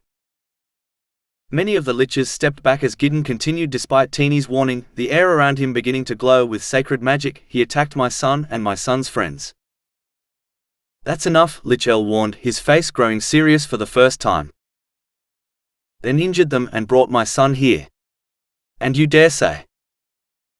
Lich-El stood up and tapped his war hammer on the ground, and at once all around Giddon a circle of long stone spikes shot up from the ground at an angle that pointed the tips at Giddon's head. Before Giddon could react, they stopped less than an inch from piercing his skull. Giddon stood wide-eyed and shocked. His head only was visible above the stone pyramid. Jared reached reflexively for his axe that wasn't there. Tianus grabbed his wrist and whispered for him to wait. How could he wait? His lord and friend was just about decapitated. "That," Lich-El spat, "is enough. I have granted you safe passage, but do not forget that our peoples are at war. I, as your enemy, am not responsible for the well-being of your children. That is your responsibility as a father, a responsibility you failed to fulfill, and would have cost you your son had I, your enemy, not intervened. You claim to be a protector of your people. Yet you know as well as I that your people would have been annihilated years ago, for their crimes against us had I not been merciful and held back my armies. As you are now, you are powerless to protect anything. You and your people live by my mercy. But I have done my last favor for your family and your kingdom. Go collect your son, and then I suggest you find the power within to protect him and the rest of your family and people." Gideon stared open-mouthed at Lich-El. He dared not move with the ring of sharp rocks pointed right at the base of his head. Lich-El tapped his war hammer once more and the stones receded as he sat down. Gideon, now free, was still speechless. Tianus, however, was not. "The other 2 children Tornal attacked were mine. And we are not at war," he said. "Ah, but we are," answered Lich-El. "I tried to warn your wife, and she rewarded me with lies and attacked me. That is a declaration of war. If she had listened to me and left at once, your children would have been safe under her protection. Instead she did this." Lich-El raised his left hand, revealing 3 missing fingers, and continued, "They will finish regenerating in the next day or 2, but I will not accept unprovoked attacks on my people or on myself." Tianus nodded, not losing his composure for a moment, and answered, "I see. If that is how things are, then I thank you for your audience and will leave just as soon as we collect Lord Gideon's son." "Wait," Jared spoke up, "that's it." "Yes, it is," Tianus answered. "We came to find and secure the release of Almas. We've accomplished that, so it is time to leave." "I agree, you should leave before the tension grows anymore," Lich-El said. "Dilver and Solus will take you to Lord Aguarius' son and retrieve him for you. Goodbye and take care." Lich-El waved for them to follow 2 liches near the room's only exit. Tianus bowed his head respectfully towards Lich-El and followed the pair of liches out of the room. Gideon and Jared followed a step behind him. Almas watched anxiously as the older woman dipped the pointed end of the turkey bone in the blood on the tip of her finger, and then continued to use it to draw cracks on the bars of the cell. The woman was a member of the Artists' Guild and had been taken prisoner by the Lich Lords 4 years earlier when the undead had wiped out the Vatan province. She had been stuck in various dungeons since. Almas couldn't imagine being trapped in dark cells for that long, which was longer than he had even known Ulec, and hearing her story deepened his resolve to get himself and everyone else out. The woman had been trained in artistic magic, which meant she could work magic through her art. Right now he was using that ability to weaken the bars. Once she finished drawing cracks on the bottom and top of 2 bars, she took a step back. Now it was his turn. Almas glanced back at Boscha, who seemed to be meditating. Then he turned to another woman with a little girl who would be his helpers. "Okay, just like our short practice," he said, after which they placed their hands on the bars. The plan was for them to move their hands as he hit the bars with the larger turkey bone, changing the tones and allowing him to use bardic magic to further weaken the bars. Almas hoped that the little music training he had gotten from his uncle and his mother would be enough. Almas started beating out a tune on the bars with his helpers, and after a moment started humming an accompaniment to it. They continued like this for a couple minutes, hands working the bars to get the right tones and Almas humming and pouring as much magic into the bars as he could. Soon the older woman helping Almas work the bars said, "Okay, get ready. On the count of 3. 1, 2, 3. On the last count Almas and his 2 helpers jumped away from the bars and Boscha leaped forward. With a yell he hit the bar from the side with his hand and broke it off and smashed it into the second bar, which also broke off right where the cracks were drawn. Boscha took one of the bars and stepped out of the cell, and nudged the other one to fall into the cell where Lemuel caught it, and used it like a crutch to follow Boscha out. No sooner were the 2 men out than the door to the room swung open and a revenant came in. Boscha wasted no time throwing his bar, pointed at one end where the break followed the cracks drawn on it, which struck the revenant in the chest like a javelin. The undead creature crumbled to dust, and Boscha stepped forward and collected his makeshift javelin. He then glanced at Lemuel. "We are clear for now," Lemuel answered Boscha's unspoken question. "All right," Boscha said, looking at everyone in the cell. "The lich that the revenant belonged to knows what we are doing, and we can count on him spreading word fast. So Lemuel has point and will lead us out. I'll cover our backs. Follow Lemuel." Right this way everyone, Lemuel added as he helped some of the children out of the cell, and then started down the tunnel at a surprisingly quick pace for someone missing a leg. Almas moved up and down the line of people, seeing if there was anything he could do to help, but found there wasn't much he could do now. Lemuel seemed to have been right about the way being clear. There didn't seem to be any opposition at all. He could only hope their luck lasted. Gideon and the others had only been following the pair of liches for a couple minutes when the pair and the revenants with them suddenly stopped. Gideon watched them for a moment in silence as the liches gave each other confused looks. He was about to ask if something was wrong when they took off at a run with their revenants close behind. Gideon swapped some confused looks of his own with his comrades a moment, and then Tiana said, "We'd better follow and see what's up. Just be on your guard." Tianas took the lead, and the three followed the undead down a few passages. Soon they caught up to the undead as they were looking into a room. The lich that Lich-El had called Solus turned to Gideon and accused, "This is your doing." "I don't know what happened, but I assure you I've done nothing beyond what we discussed with Lich-El," Gideon answered. "You came here and drew our forces away from the cell so the prisoners could stage an escape." "Prisoners?" Gideon questioned. He had been so preoccupied with his missing son he hadn't even thought that there might be others held here. Tianas responded quickly, "You would best use your time recovering your prisoners than wasting it hurling baseless accusations. Just direct us to Lord Gideon's son, and we will leave you to that task. We will recover them just as soon as we deal with you." Solus shouted as he drew his sword, Dilfer and all the revenants following suit. Tianas took a step back as the undead approached and complained, "We were granted safe passage by Lich-El."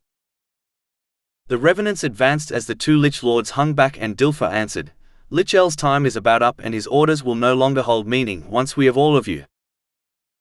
Tianas stepped between the approaching revenants and Gideon and Jared. The revenants raised their weapons to strike Tianas, but with one lightning-quick swing of his arm, the two nearest revenants disintegrated as a sword appeared in Teeny's hand. "Can you two find your way outside?"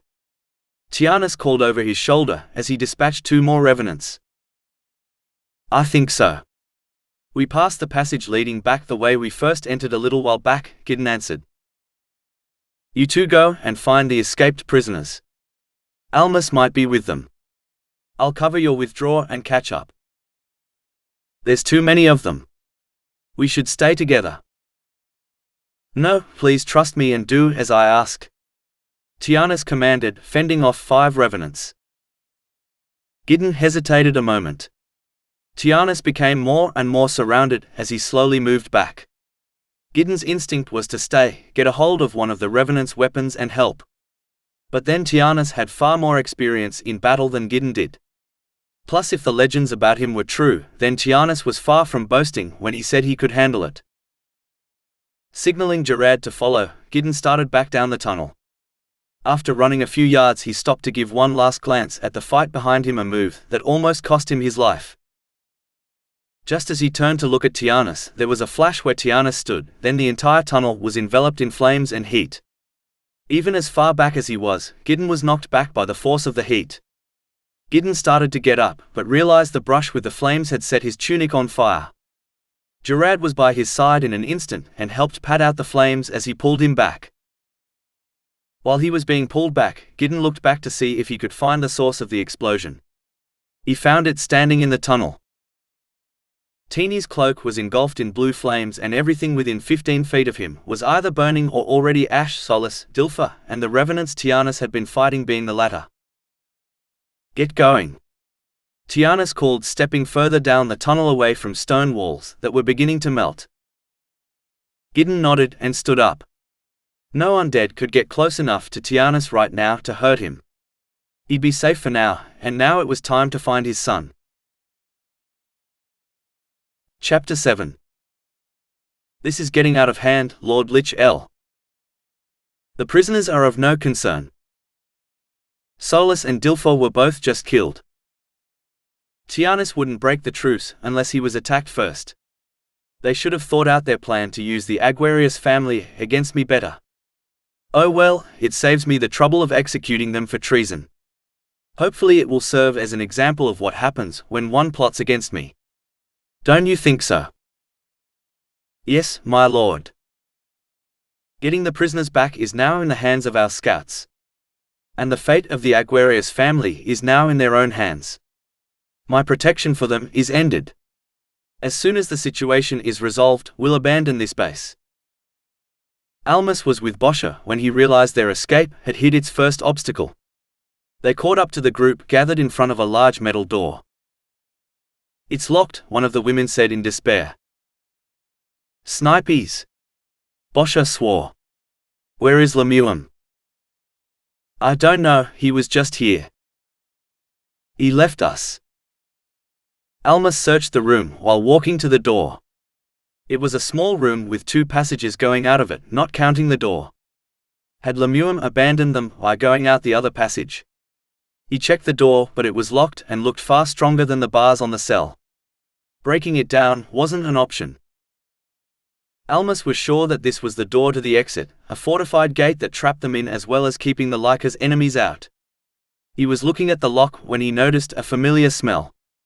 He didn't have much time to think about it, because he heard footsteps running from the other passage. At first he thought it might be Lemuem, but realized immediately that he couldn't be running. It turned out to be Delita, who appeared at the entrance with his sword drawn. He smiled in triumph once he saw all the escaped prisoners. Going somewhere? He asked in a gloating voice. Yes, Boscha answered, we decided it's time to leave. Now kindly unlock the doors and we'll leave you alive. Delita laughed at the threat. I have a better idea. All of you go back to your cell now and you might live to the end of the day. Things were about to get bloody.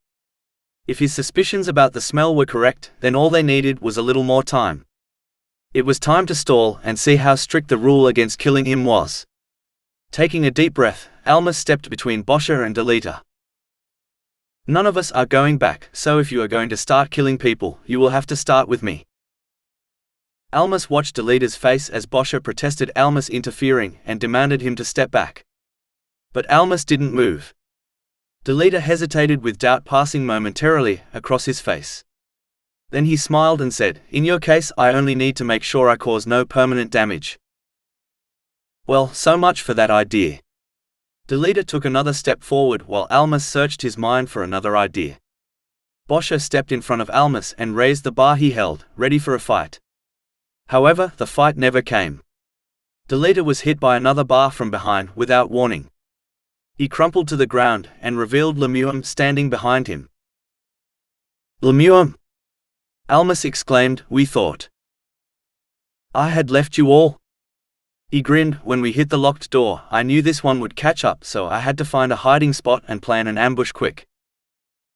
Using his bar for support, he lowered himself and took Delita's sword and dagger from him. He fastened the dagger and sheath to himself and standing back up, he held the sword over Delita to finish him off. Almas, realizing what he was doing, stepped forward and grabbed his arm before he could strike, yelling, no, wait. He's a Cardis knight, Lemuem responded calmly. He's also my cousin, Almas whispered back, then he added, please leave him and let's just go. We still need to get past that door, Lemuem reminded him. I think that's being taken care of. Boscha, would you give it a try? Almas responded. Lemuem reluctantly put the sword away and kept guard on the 2 rear entrances while Almas and Boscha went to the main door. As Boscha used a strength burst to open the door, he heard a loud snap on the other side and it opened.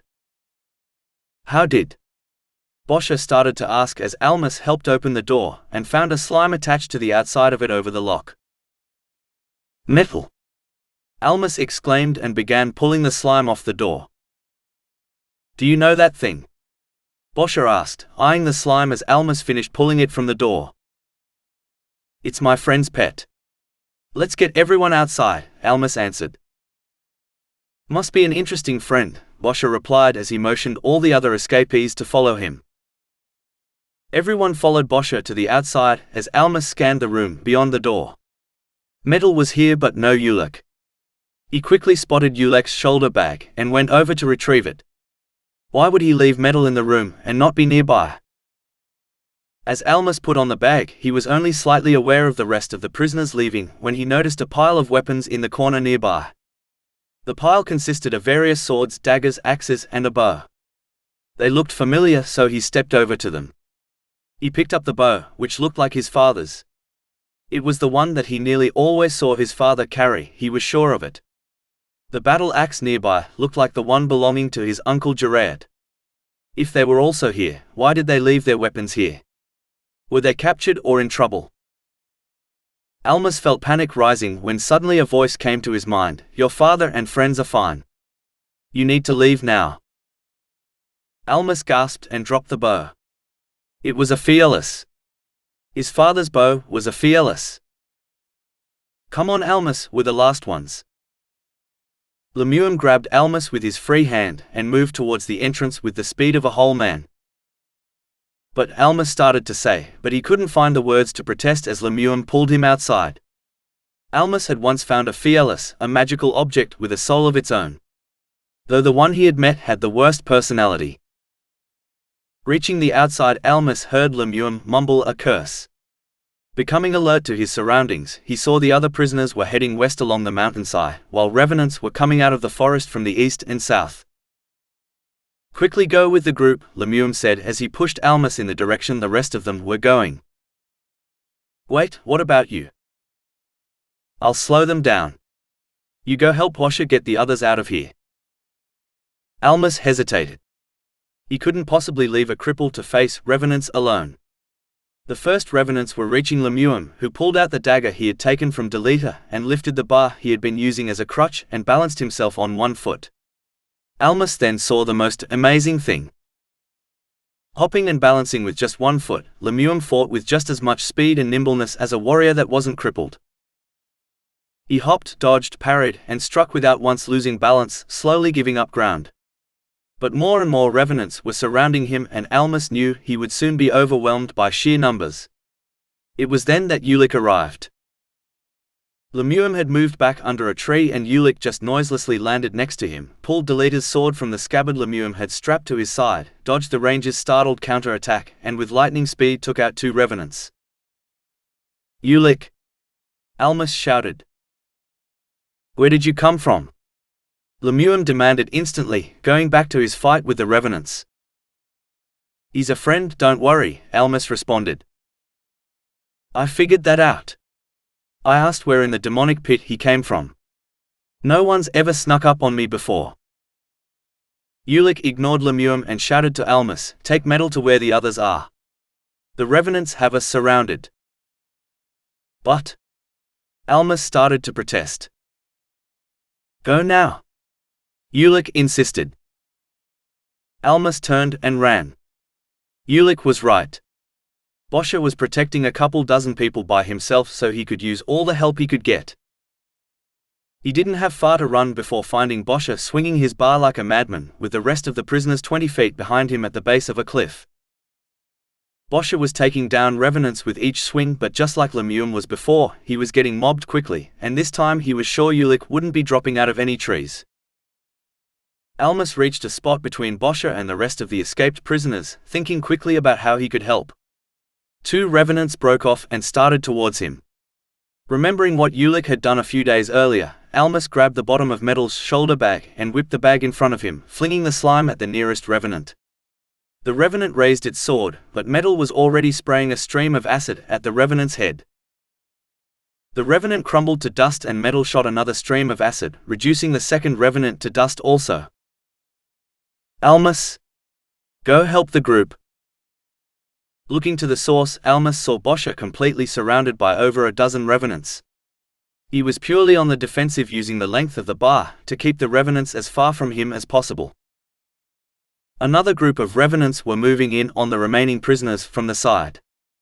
Almas looked around desperately for ideas, but he knew they were hopelessly outnumbered and he had no weapons. His heart sank as he realized he had failed these people. He had brought them hope only to get them all killed. Then he heard a hawk shriek. Looking up, he saw a hawk diving at the group of revenants heading towards the prisoners. It landed right in front of the advancing undead and changed into Secra, who shot one of the revenants with a magic bolt from her hand and yelled something at them in Elvish. Then as the remaining revenants closed in on her, she turned into a forest dragon. Before they could react, she knocked the undead creatures aside with one sweep of her tail, banging them hard into the side of the cliff. Almas cheered, "That's it. Go Secra. Almas. Move, curse it all." Boscha had broken free of the group of revenants and was slowly retreating towards Almas and the others. "How'd you break free?" Almas asked as he started backing up. "The slime attacked from the bushes. That's one clever little, watch out." Almas looked to his left and found 3 revenants only a few paces from him, coming at him with raised swords. Almas only managed to take a step back when a voice behind the revenants called out, "Almas, down." Almas knew that voice well and responded more out of reflex than anything else. He just let himself drop to the ground, and a golden blade of magic cut down 2 of the revenants and passed over him. Meanwhile, the 3rd revenant fell forward with a throwing axe sticking out of the base of its neck. Looking up, Almas saw his father and his uncle Gerard jogging up to him. "Father." Gerard spoke first, jogging past Almas saying, "Sorry about that. Those 3 got away from us." His father bent down and helped Almas up as Gerard went over to Boscha to help out. "Nice party you have going on here, son. Mind if we play too?"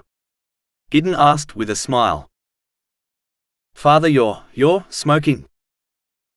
Almas could see his father's clothes were singed and there was some light smoke coming off of them. Gideon didn't miss a beat and responded, "Thanks, you should have seen Ulec's father down there. He was really on fire. Now go over to where everyone else is. We'll take it from here." Gideon didn't waste any time. He sized up the situation and started giving orders.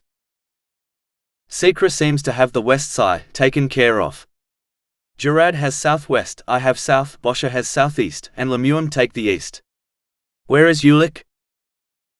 "That would be anyone's guess. I tried to put a magic mark on him to keep track of him and ended up tracking a tree stump." "That kid is like a ghost or something," Lemuem answered. "Is that him by the dragon?" Boscha asked. Sure enough, there was Ulec right by Secra and fought a few moments with her right before she turned back into an elvish girl and collapsed for no reason he could see. Gideon cursed and prayed that the girl was okay. He tried his best to keep tabs on everything as he took down 2 revenants with his sword and 3 more with a blast of holy magic. Stealing a glance over to where the 2 elvish children were, Gideon saw Ulec was fighting off the revenants Secra had left. Meanwhile, Almas had dashed over there and was pulling Secra out of danger, giving Gideon the dilemma of praising his son for bravery later or knocking him upside the head for putting himself in danger. Gideon cut down another group with another blast of magic, but it seemed for every revenant they took down 3 more arrived. One bit of good news was they were not using the bones growing out of their arms. It would seem they were interested in taking them alive rather than turn them into revenants. Glancing at the others, he figured they were seconds from being completely overwhelmed. He needed to buy time. "Everyone pull in close around the non-combatants," Gideon ordered. "Do what?" Lemuem asked incredulously. "Just do it," Gerard barked back. Everyone started retreating back and Gideon ordered everyone to get as close together as they could. Just as everyone came together, Gideon knelt on the ground, thrust his sword into the dirt and bowed his head. Instantly a transparent golden dome appeared over everyone. Some of the revenants attacked but were repelled and burned by the dome. "So this is the Paladin's holy shield," Lemuem mused. "How long can you hold it up?" "Not long," Gideon muttered, already feeling his magic reserves getting low. Protecting so many at once helped slow down the drain, but he couldn't hold long. Hopefully Tianus was as powerful as legend said, and hopefully he'd catch up soon. The revenants stopped attacking the shield, which also helped slow the drain, and Gideon saw a Lich Lord approaching through the revenants. Seeing he had a few seconds, he quickly asked, "What happened to Secra?" "She used a lot of magic flying us here. She was supposed to rest, not fight. She overdid it, but I think she'll be okay," Ulec answered. Gideon nodded and said, "She saved a lot of lives here. She's a brave girl." The Lich Lord approached close enough to address the group. "That was a bold attempt, but I think it's time this ended. Put your weapons down and submit." "No thanks," Gideon answered with a smile. "We're quite comfortable right here. Was thinking of building a homestead, maybe a workshop over where you're standing."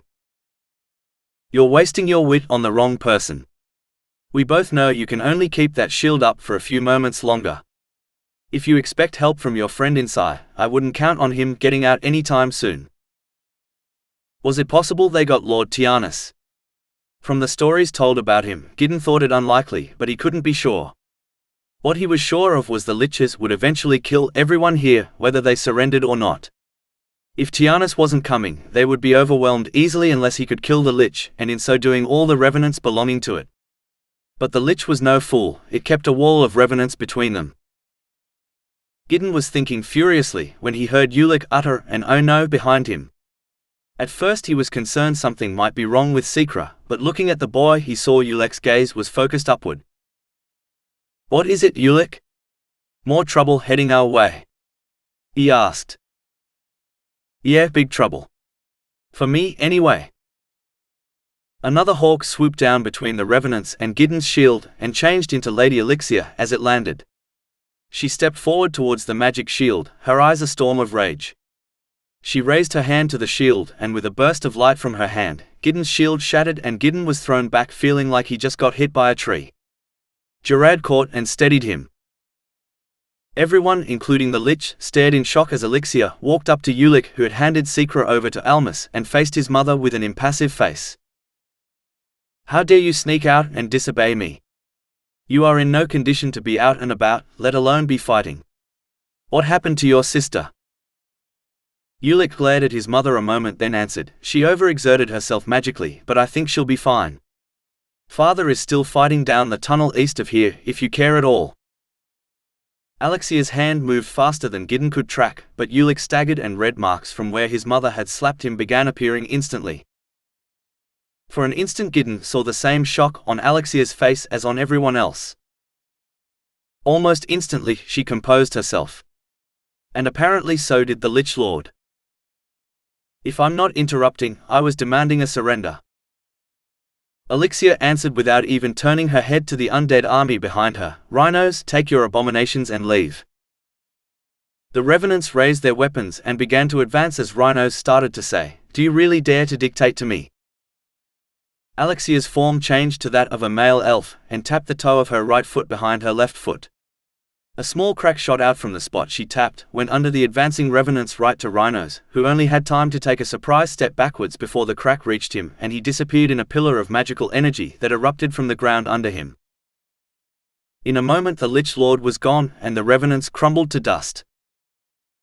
Elixir resumed her natural form and shaking her head said, "His father was a fine warrior who would have been sorely disappointed." Elixir then brought her focus back to Ulec and said, "Your arm is bleeding again." "It's fine," Ulec responded, only glancing a moment at the bandages on his shoulder that was now turning bright red.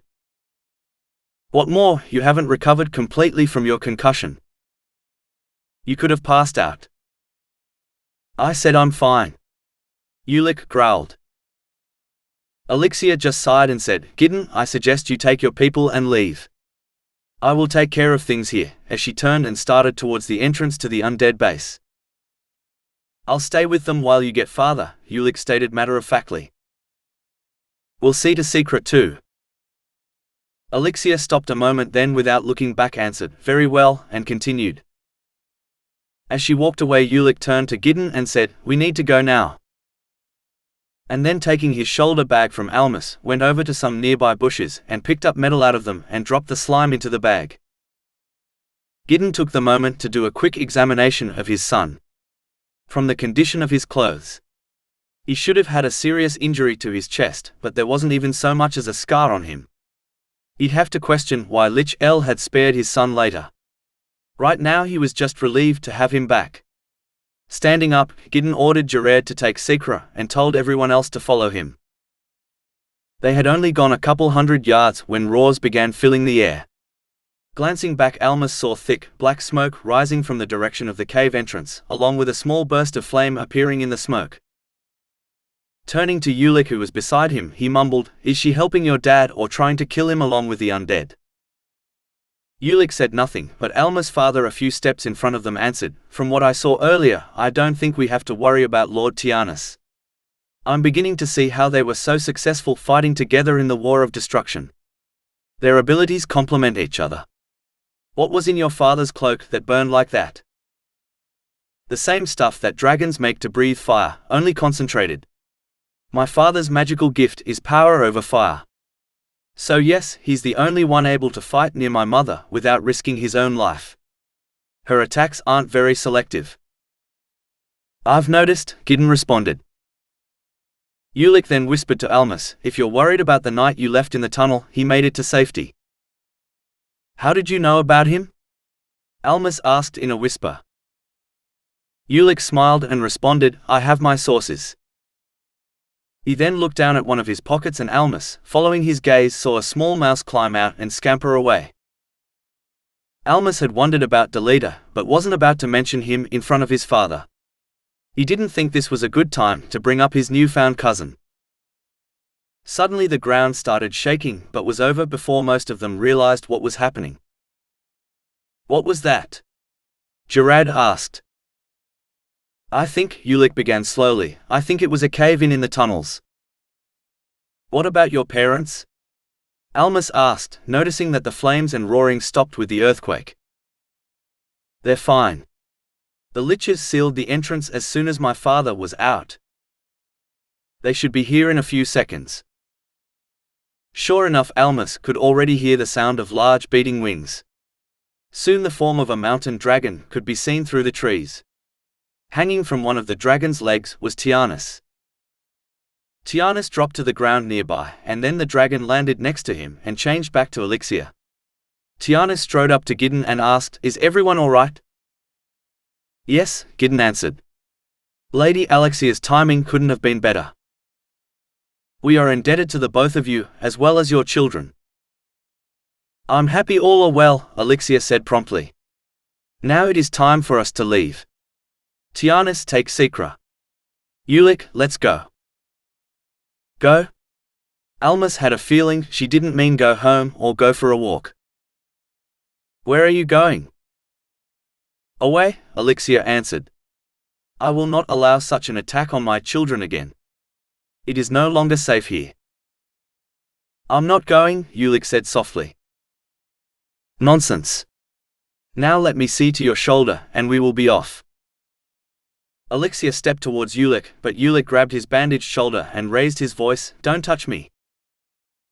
Elixir stopped again, which was less a reaction than everyone else showed, who took a step or two away from Ulec. Along with his raised voice and fierce look in his eyes, Almas could suddenly feel magic around Ulec stronger than he had ever felt before. For just an instant Almas thought he might have seen a look of fear cross Lady Alexier's face. Finally, Elixir responded, her voice softer, you don't understand. I do understand some things better than you, Ulec responded, his voice also softer but still radiating power. As Ulec continued, Tianus stepped up to his son, who offered no protest, as he began fix the bandaging on Ulec's shoulder. I can see clearly, mother, what is coming. The Lich Lords are not doing one of their raids. I can see them now gathering in dozens of locations. They are getting ready for something big, and it looks like they will do it soon. I will not leave while they kill my friends. I also have a responsibility to the forest. I can't just leave it in a war. Ulec seemed to be in a trance now. He often gathered information from the plants and animals of the forest, but Almas had never seen him look so distant. Elixir now looked a little worried. Calm down, son. You will hurt yourself. I'm not leaving. War is no place for children. And this is not our war. Elixir, Tianus had finished adjusting Ulec's bandage and stepped towards his wife. A moment please. Elixir gave Tianus a foul look, but followed him a few paces to speak with him. Meanwhile Ulec seemed to calm down. The magic that had seemed to surround him before disappeared, and he suddenly looked tired. Are you okay? Almas asked him. Ulec nodded and answered, I'm fine. Almas thought he still sounded tired, but didn't argue with him. After a few moments Secra, who was still being held by Gerard, started to stir. Ulec was to her first as Gerard gently put her on the ground. What happened? She asked sleepily. You overdid it and collapsed. I told you you needed rest, Ulec reprimanded. Almas? I am here. We are all here safe because of you, Gideon added. You were very brave and saved my son's life and the life of others. I'm indebted to you. He saved me first, she murmured, still not fully awake. I think we should let her rest some more, Gideon said as he patted Almas on the shoulder and pulled him into a one-armed hug. Normally Almas would have been embarrassed by the show of affection in front of everyone, but this time he didn't care. He couldn't think of anything better than knowing his dad was proud of him. The sound of Elixir clearing her voice brought their attention back to her. After discussing it with my husband, I've decided that Secra will come with me as I attend to some business elsewhere. Ulec may remain with you if he chooses for the time being, as long as Tiana stays with him. Then I choose to stay, Ulec said. Let me finish, Elixir said, giving her son a scolding look. You may stay till my business is done. Then we will discuss where to go from there. You will mind your father in all he decides. Ulec thought a moment and answered, all right. It is settled then. We will accompany you back, and once Secra has recovered completely, we will go. As soon as Lady Elixir finished, it was Ulec's turn to collapse. Lord Tianus gently caught him and picked his son up. Is he okay? Almas asked with alarm. Lord Tianus smiled at him and answered, he'll be fine, although it wouldn't surprise me if he slept a day or two. He was most certainly pushing his limits. Just let him rest a bit. Okay, Almas responded. Part of him was glad that Ulec was staying, but he couldn't forget what Lich-El had told him. He just had this feeling that something horrible was waiting in the future. Maybe it was just the creepy, death-like feeling he had felt since he had been taken, but he wanted to believe that things would work out now. He was, after all, back with family and friends. Things would be better once he got home. Well, if everything is settled, shall we get going? This place feels creepy, and I'm ready to get home. Also by Mark Van Pelt. Mathan's Flight. Fate's Foe Series Book 1. Chapter 1. Mathan didn't go to the city of Aguarius to have his life completely turned upside down. He also hadn't planned on turning the town itself upside down. He had traveled just over a week from the city of Valen for only one thing, rocks. Well, stone might be a better word for it. Mathan owned more than a small number of factories that made the best stone products in all the Necromian kingdom. He had heard of a new stone quarry outside of Aguarius with unusually high quality of stone. So it was purely with the intent of a business deal that he found himself driving his wagon through a forest of dead trees just outside Aguarius in the Yucaipan Republic. It was the third such forest he and his two escorts had passed through, and Mathan found himself reflecting on the changes he had seen in the world during his life. It was during the course of these reflections that a voice came to his mind. You should have seen this world in the day I was created. Only the most ancient elves can even imagine the life and beauty this land once enjoyed. Mathan's hand moved to his chest and felt the shape of an ancient crest that hung from his neck under his shirt. The crest had been in his family for over 800 years, but it wasn't the age that gave it its value. It was the soul locked away inside of it by ancient elvish magic. It was a fiel's, which was the name given to living objects. I'd rather not, Mathan thought back. Just the decay in my own time is enough to make me sad. I'm not sure I can bear what could have been. The voice responded, you think it's hard for you. Think how some of the more ancient of the elves feel about it. In the last 800 years, they have watched humans build more and more machines that aren't very friendly to nature. Just those steam engine things you guys came up with a few years ago do tend to make the air very dirty. It's no wonder they blame you guys for the decay. Mathan replied, but we know humans aren't to blame. This decay started over 1,000 years ago. All we can do is make best of the time the world has left, and there is still quite a bit of time left. Much time for you perhaps, but a blink for me. And then I be here long after the world dies. That's my future, came the response. It was an old argument. Mathan determined to make the best of his life and the life of others, while the fields around his neck spoke of the good old days and complained about the present and the future, or lack thereof. The fields was named Seer. Its power was to give glimpses of the future, sometimes things that would be, and at times things that might be. The glimpses would come randomly, sometimes as clear visions or at times as vague premonitions. Despite their arguments and different opinions, the two were good friends and had developed a relationship of trust. Seer had been extremely helpful in all of Mathan's business dealings, and it was on the Fiel's recommendation that he was now entering Aguarius. The city had spent most of the last 2,000 years as a farming community. So while it was one of the largest cities in the region, it was spread out and seemed very small when compared to the cities of the neighboring kingdoms and nations. Making the city feel smaller yet was the fact the fields had lost their fertility over the last 5 years. Most of the population had left, and only the fates knew what the rest had done to survive, since the stone quarry had opened only a few months ago. As his wagon slowly made its way down the main street towards the center of town, he was amazed on how few people there were. There were a couple of sullen-looking children sitting in front of a shop. A man dressed in rags, lying on the side of the street in what appeared to be a drunken slumber. Mathan noticed his escorts kept resting their hands on the holsters of their firearms as they moved through the city.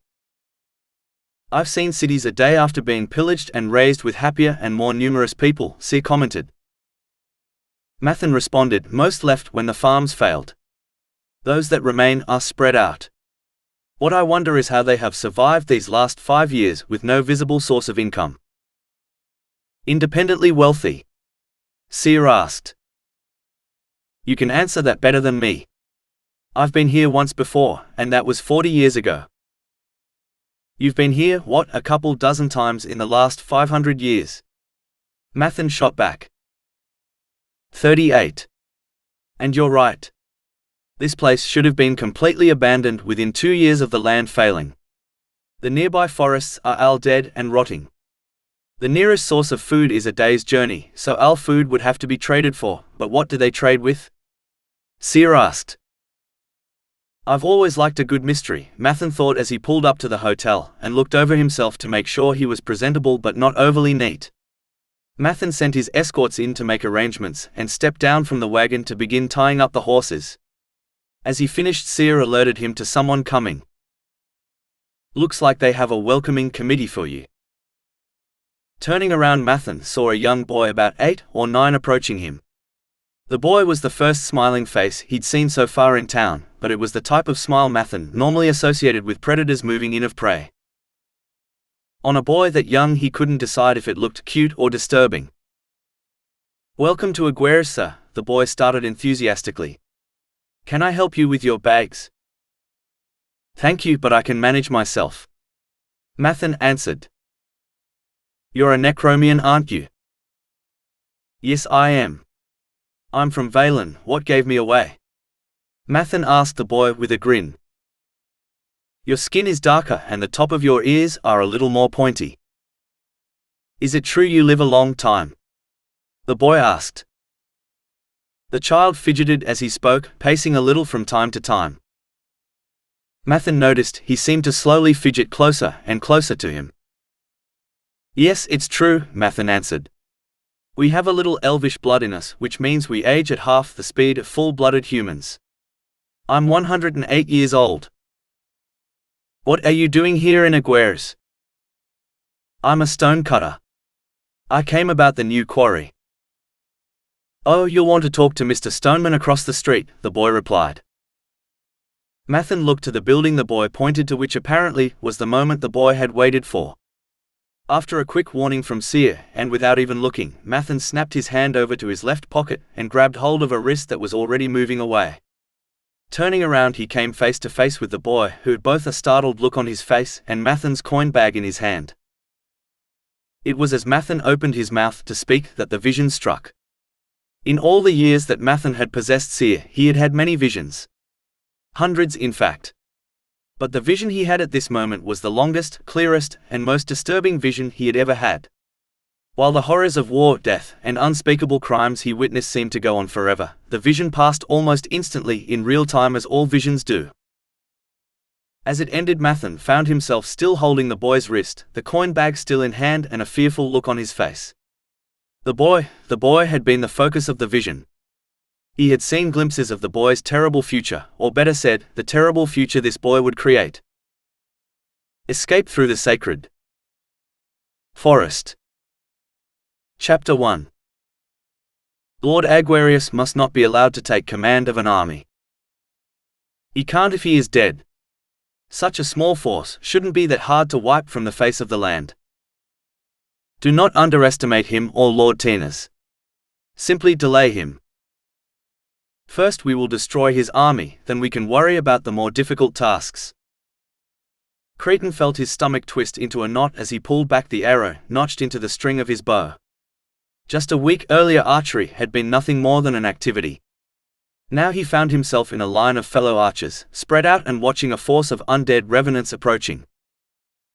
He resisted the urge to once again look behind him to where his mother and siblings were taking shelter with the rest of the non-combatants, wishing for all he was worth that he was a couple years younger and could be cowering with his siblings. It had only been a few days since his father had returned from Demon Mountain to rescue his younger brother, Almas, from the Lich Lords. One of his scouts had sent word ahead of the imminent attack, and as soon as his father and brother arrived, preparation had been made for everyone in the town of Morenville and the Aguarius estate to begin their journey for the protection of the city of Jaspin, capital of the Aguarius province. The day before they had been joined by refugees from the towns of Redbrick and Aguarius, bringing the number of the company to several hundred, but with only a few dozen guards to defend them. It was only a few minutes ago that Ulec, Almas' elvish friend, had alerted them all of the undead's impending attack. Cretan's father had only taken a few seconds to put together a defense and assign positions to everyone trained with a weapon. Archers, take aim! He heard his father call out. Cretan glanced down the defense line and saw his father, mounted on the back of his armored forest dragon that he used as a war mount, aiming his own bow. His father was the only archer without any guardsmen, but then being a weapons master he could handle himself just fine. Cretan's hand shook badly as he waited for the order to fire. Suddenly a calming feeling came over him, his hand stopped shaking and he found himself able to focus better. He then noticed the harp playing faintly behind him. That would be Almas. Their uncle had taught him to play, and more recently how to work magic through the playing of music. Cretan could see that the music had a similar effect on the other defenders, and standing there, waiting for the order to release his arrow to begin the battle, he suddenly had a whole new appreciation for music. Release! Cretan heard his father command. Releasing his arrow, he watched it shoot out with arrows from the other archers before finding its mark, and causing one of the revenants to crumble to dust. Out of the corner of his eye he saw a beam of light erupt out from where his father was mounted, and disintegrate a whole line of the undead attackers. His father's powers as a paladin were also useful. Knocking another arrow, he quickly shot it at one of the revenants approaching him and his guards. He took out 4 more before the pair of swordsmen assigned to protect him were forced to meet a group of 3. Cretan continued firing at other groups of advancing creatures until he suddenly felt a wave of heat crash into him from behind. Glancing back, he saw a pillar of fire rising from behind the hill where the non-combatants were taking refuge. That would be Lord Tinas, Ulec's father, ambushing the large group of undead that were trying to sneak up on them. While Ulec could speak to animals and plants, his father had the power to control fire. It looked like he had unleashed a flaming whirlwind on the undead on the other side of the hill. Cretan, look out! A voice near him warned. Turning around, he found a revenant right next to him moving to strike. Cretan barely dodged as he struggled to pull out his short sword. He got it out just in time to block a second strike, which knocked him off balance and he fell backwards to the ground. Looking up, he saw the revenant holding its sword above him ready to finish him when suddenly it began to crumble to dust. The sword dropped, but a hand caught it before it could fall on him. Get up and pay attention to the battle before you, not the one behind. This was Ulec. As usual, the elvish child had come from nowhere. While he looked to be no older than his 12-year-old brother, Cretan knew the boy was over 100 years old and had the fighting skills to go with decades of training. As was his custom, he wore no shoes, and even in battle he had his shoulder bag, in which he kept his pet slime, named Metal. Using the sword he had caught, he took out 2 more nearby revenants with lightning speed, before flinging the sword into a revenant that was about to kill one of Cretan's guards. A stream of acid came from his shoulder bag into the face of yet another undead, which began to instantly melt. He then pulled a knife from the sheath that another revenant was wearing as it fought Cretan's other guard. Striking the revenant, he again caught a falling sword and tossed it to the first guard as he got to his feet. Ulec then took off through the crowd of fighting men and monsters, looking like a child running through a crowd at a fair, only everywhere he went revenants would start tuning to dust as he ran past them.